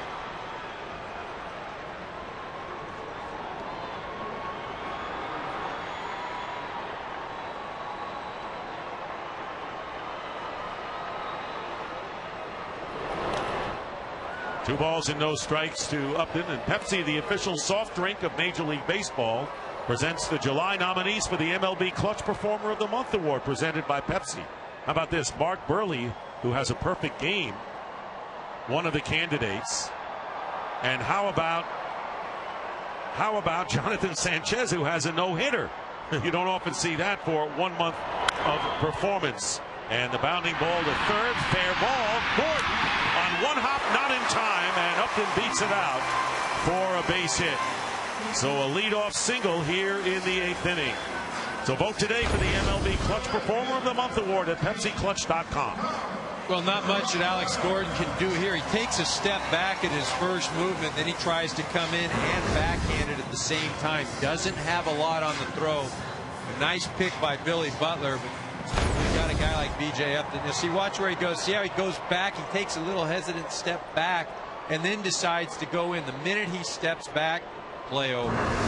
Upton now 1 for 4 and has 32 stolen bases, third in the American League. Crawford the batter, and that was a good play by Pena behind the plate with speed at first and speed at the plate. 1-0 to Crawford. Yeah, Jamie Wright's bounced a couple of pitches this inning. Hasn't been able to find his release point. Pena, nice job. Not known for his defense, but makes a nice play right there to prevent Upton from advancing. J.P. Howell throwing in the Rays bullpen now. Swing and a miss. And chasing that one was Crawford, and it count 1-1. Crawford 0 for 2 has walked and was caught stealing. There you see the way they're playing Crawford straight away in the infield. And slightly around to the left in the outfield, although Bloomquist and Wright playing in the pull. Rays looking for more breathing room, leading by 2 runs here in the bottom of the 8th. And a fly ball to right field. Going back is Bloomquist on the edge, jumps, it's gone. Home run for Carl Crawford.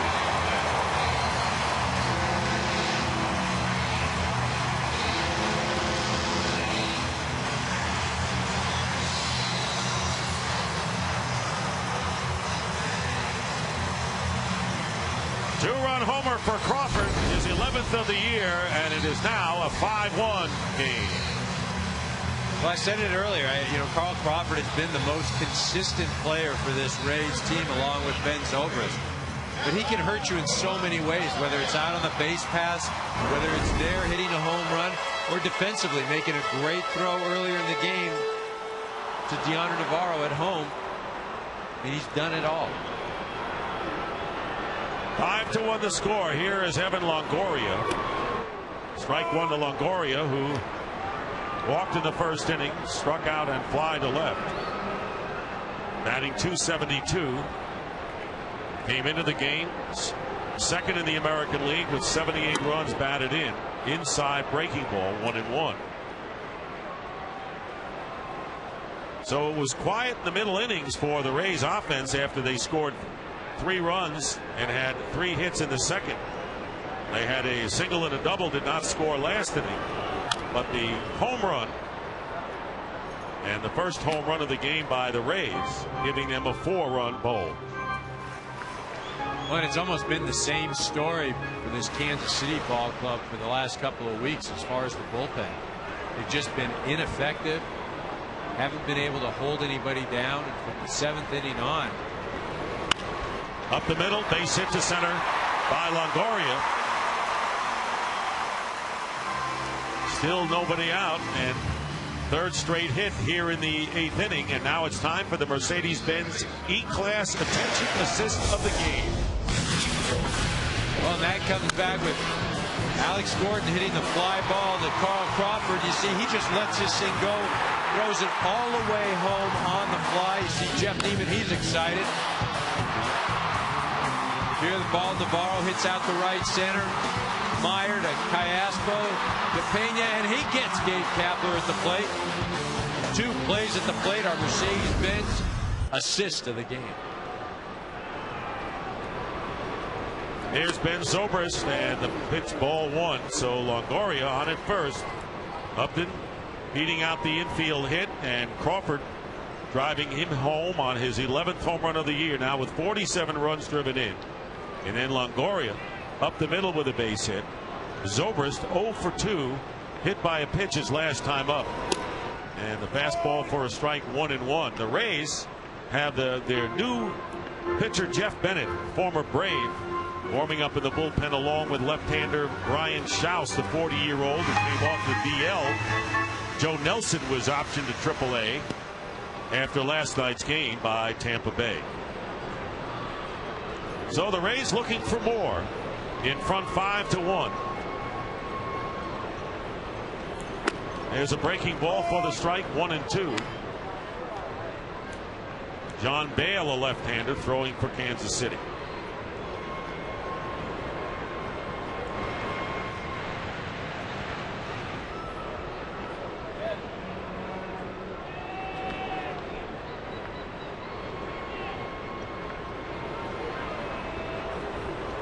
Here's Jamie Wright's pitch, and it's a ball inside, 2-2.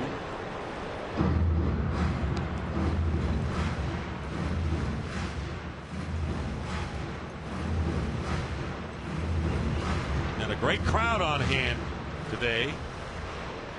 Close to a full house, if not a capacity crowd, here at the Trop. 2 balls and 2 strikes. Throw to first. Well, we talked about the trades made yesterday, and a lot of people quietly think that Jared Washburn joining the Detroit Tigers, already with an outstanding pitching staff. They may have the best pitching core in the division. And you know, the White Sox have been coming on as well lately, and they made kind of a puzzling deal to many. And Jake Peavy, who's on the DL. Let's take a look at some of the acquisitions by teams in the AL Central. Well, the Jake Peavy, it might not be so much for this year as it is in the upcoming years. They've got him for 3 years at $52 million after this year. Cabrera, he fills a void for the Twins. They haven't got any type of production from their shortstop second base combination at all. And then, of course, Jared Washburn, as you mentioned, he provides depth. He's a left-handed starter. You couple him with Verlander, Edwin Jackson, Porcello, and you have him to throw against Mauer and Morneau for the Twins. What a race that is in the Central, where the Tigers were a game and a half in front of the White Sox, who were winning 2 ahead of Minnesota. Here is the 3-2 pitch upcoming to Zobrist with Longoria on at first. Hit and run is on, and the pitch fouled out of play, so it's still 3-2. Nobody out for the Rays. And there you see the AL Central, and the White Sox challenging the Tigers. But Minnesota, somehow, some way, with Ron Gardenhire, the Twins stay in contention, it seems, every year to the end. Well, you just hit it right on the head. Ron Gardenhire, I mean, he's as good a manager as there is in the game. He replaced a legend in Tom Kelly. There goes Longoria, the pitch taken, ball 4 low, and runners now at first and second with nobody out as Zobrist walks, and Trey Hillman will come out. He's got John Bale ready to come in, and we'll be back in just a moment.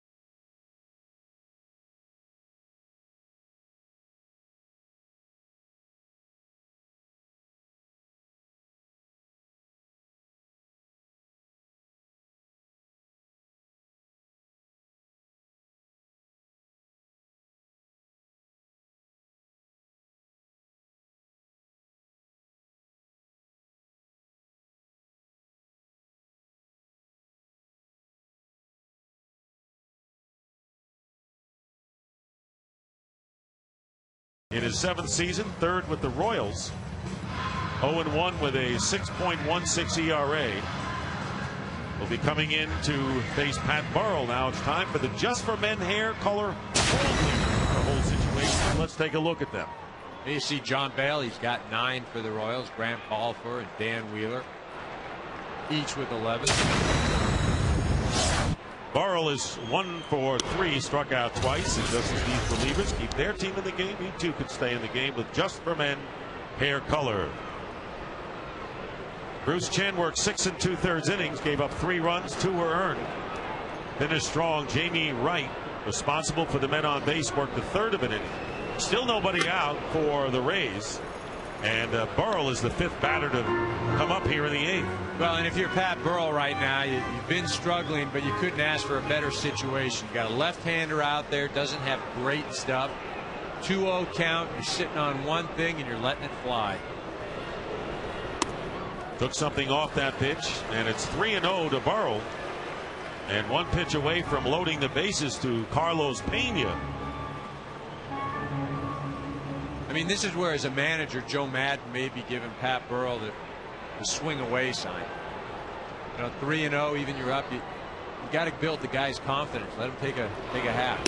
And he did. He had the green light, and it's now 3-1.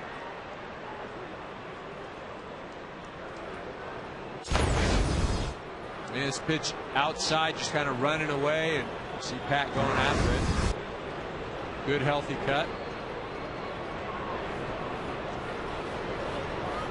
Runners at first and second, nobody out. The 3-1 pitch way outside, ball 4, and the bases are loaded as Longoria goes to 3rd, Zobrist to 2nd, and Carlos Pena coming to the plate, and Trey Hillman on the phone once again. So here comes Pena hitting .217, 26 home runs, tied for the American League lead, and 67 runs batted in. And Pena with a big 3-run homer last night in the 1st inning, and that's all the Rays needed. 3-run homer off to Sidney Ponson, tying Mark Teixeira and Justin Morneau for the most homers in the league. So big opportunity here to pile it on for Tampa Bay. Bases loaded, nobody out, and Pena up for the first time. Bale's first pitch, a strike. Well, this is a guy that Joe Madden targeted as far as somebody that could really impact his last 2 months. And you say, well, he's leading the American League in home runs, and he's having a great year. He can be better, hitting just above 200, slugging percentage under 500. But he can be more consistent. Time called to the plate is Roman Colon, throwing in the bullpen for Kansas City. There is Colon. Wright was the 2nd pitcher. Now Bale to relieve him, walking Burrell to load the bases. And a tough customer in Pena. 0-1 to him. Check swing, but a strike. So Bale is ahead of Carlos Pena. No balls, 2 strikes. Well, he's shown Pena 2 breaking balls. Probably right now he goes with a fastball out of the zone or another curveball out of the zone, but he can't throw anything over the plate.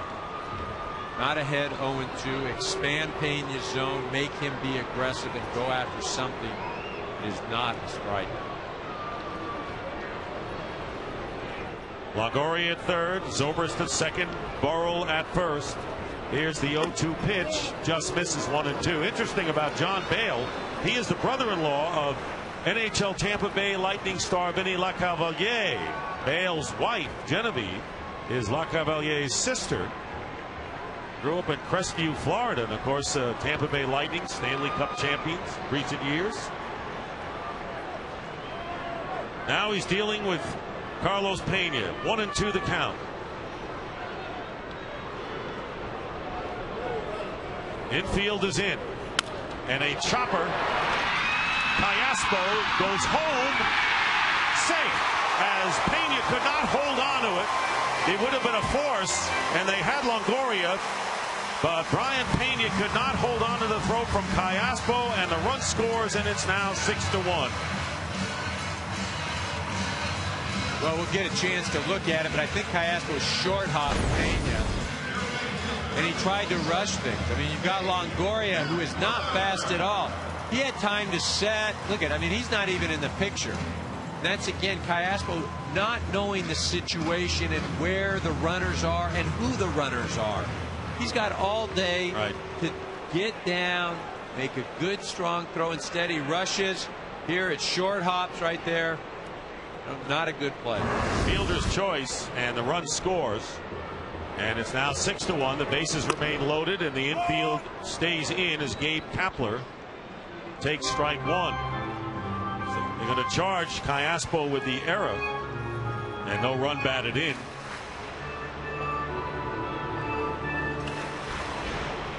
So that is the second error by Callaspo today. Now that's 14 on the season. Royals coming into the game tied for 26th in fielding in the big leagues. So, you know what? You don't have a record of 40 and 62 without things like this creeping into the story. Well, and that's the thing. When you're not the most talented club physically, what you can't do is be one of the least talented mentally. And that's a physical error, but it was a mental error because he didn't know or recognize Longoria, a slow runner at third, did not need to be quick. And Kapler fouls it out of play. So Zobrist now is at third, Burrell is at second, and Pena on at first as a result of the fielder's choice.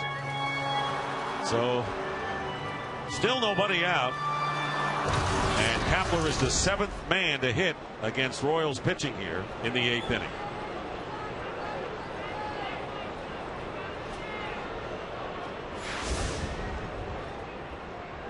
Yankees, last report in the seventh, were down to the White Sox 7-3. And a fly ball hit to center field, deep enough to get the run home. Kapler's retired. And the throw comes back to the infield. Zobrist scores, and it's now 7-1. And Kapler with his 24th run batted in of the year, and 4 runs across the plate, and the first out here in this eighth inning. And next week on Fox Saturday Baseball, it'll be the Red Sox. Jason Bay slumping late. Fenway Park is something else. Mark Teixeira has been tremendous all year for the Yankees. Imagine the Yankees are in first place by a game and a half over Boston, despite the fact they are 0-8 against the Red Sox. So we'll see if they start to dent that huge season series advantage. And let's not forget the Angels and the Rangers. Fox Saturday Baseball presented by Gillette Body Wash. 4 Eastern, 1 Pacific next Saturday. Call strike to Navarro. Runners at first and second, 1 away. So the big innings paying off for the Rays. 3 in the second, 4 here in the eighth. Navarro is 2 for 3 with a single and a double. Out of play to the right. He has scored a run and has done an excellent job at the plate, behind the plate.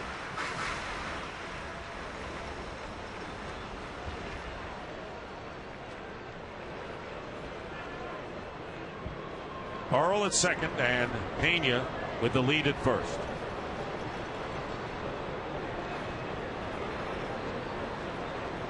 Bale's 0-2 pitch. Ground ball to short. Could be 2, and it is. 6-4, 3 double play ends it, but not before. The Rays score 4. We go to the ninth. Tampa Bay in front, 7-1.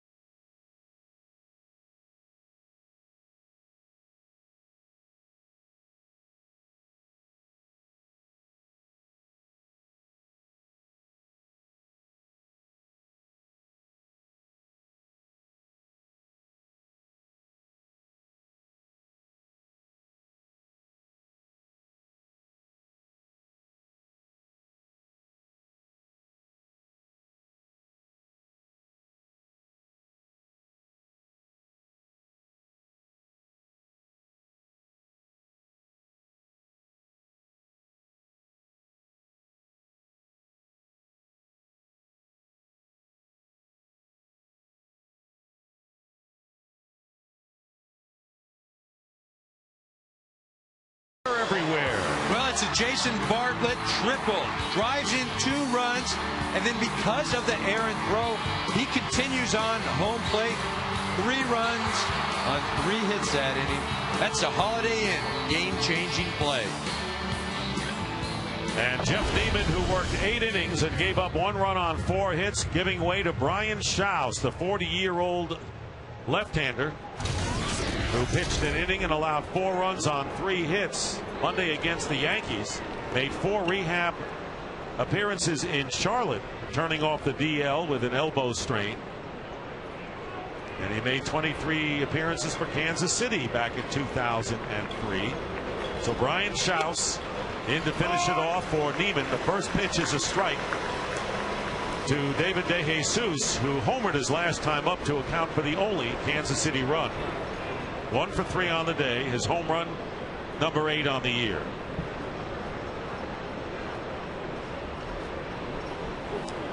Sidearm pitch goes all the way back to the backstop. For Schaus, the Rays are his 12th big league organization.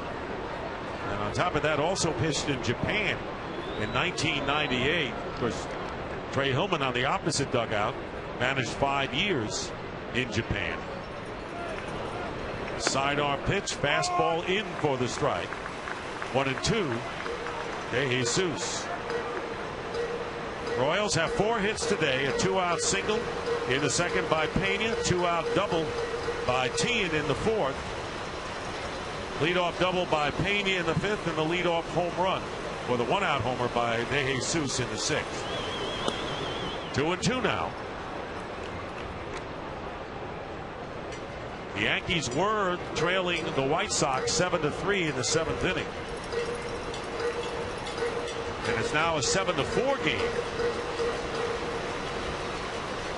Yankees known to come back many times this year. Shot to shortstop. Bartlett. Plenty of time. And 1 out. And time now for a DirecTV game break. Andre Ethier with a home run off of Derek Lowe in the 6th inning to make it 3-2 in favor of the Dodgers. And then Greg Norton singles to tie the score 3-3 as Diori Hernandez. Atlanta now leads at 4-3 in that game. So the Dodgers and the Braves going at it. Time DirecTV. Follow your favorite MLB team no matter where you live with DirecTV. And we'll take a break with Jeff Bennett coming in.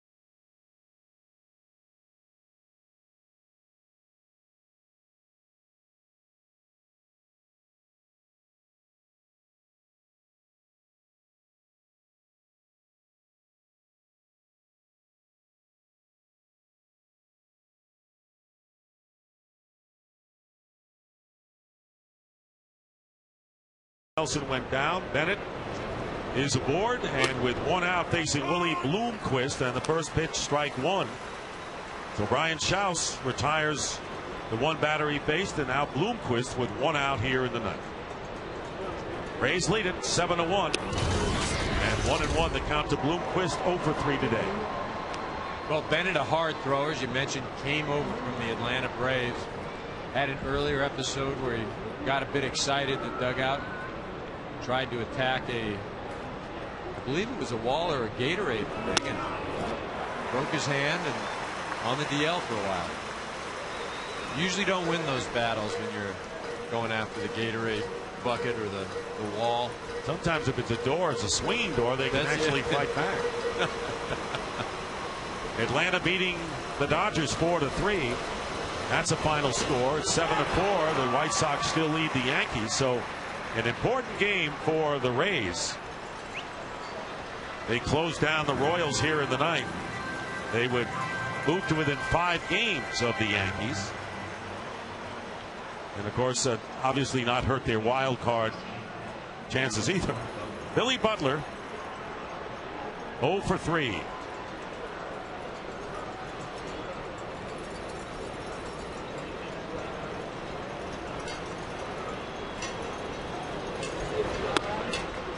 There's a call strike. So Bennett coming in and getting Bloomquist on strikes. And now 2 down, and they call strike 2. So the Royals are down to their last strike. And Joe Madden's Rays looking to go 10 games over 500, which would match their season's high. And a ground ball past the dive of Betancourt, or check that, Bartlett into left field for a base hit. A 2-out single, and Butler is aboard with Mitch Meyer coming up for the second time. Meyer fouled out to first base his last time up, and first time up as he replaced Mark Teahan, who went out with a back injury.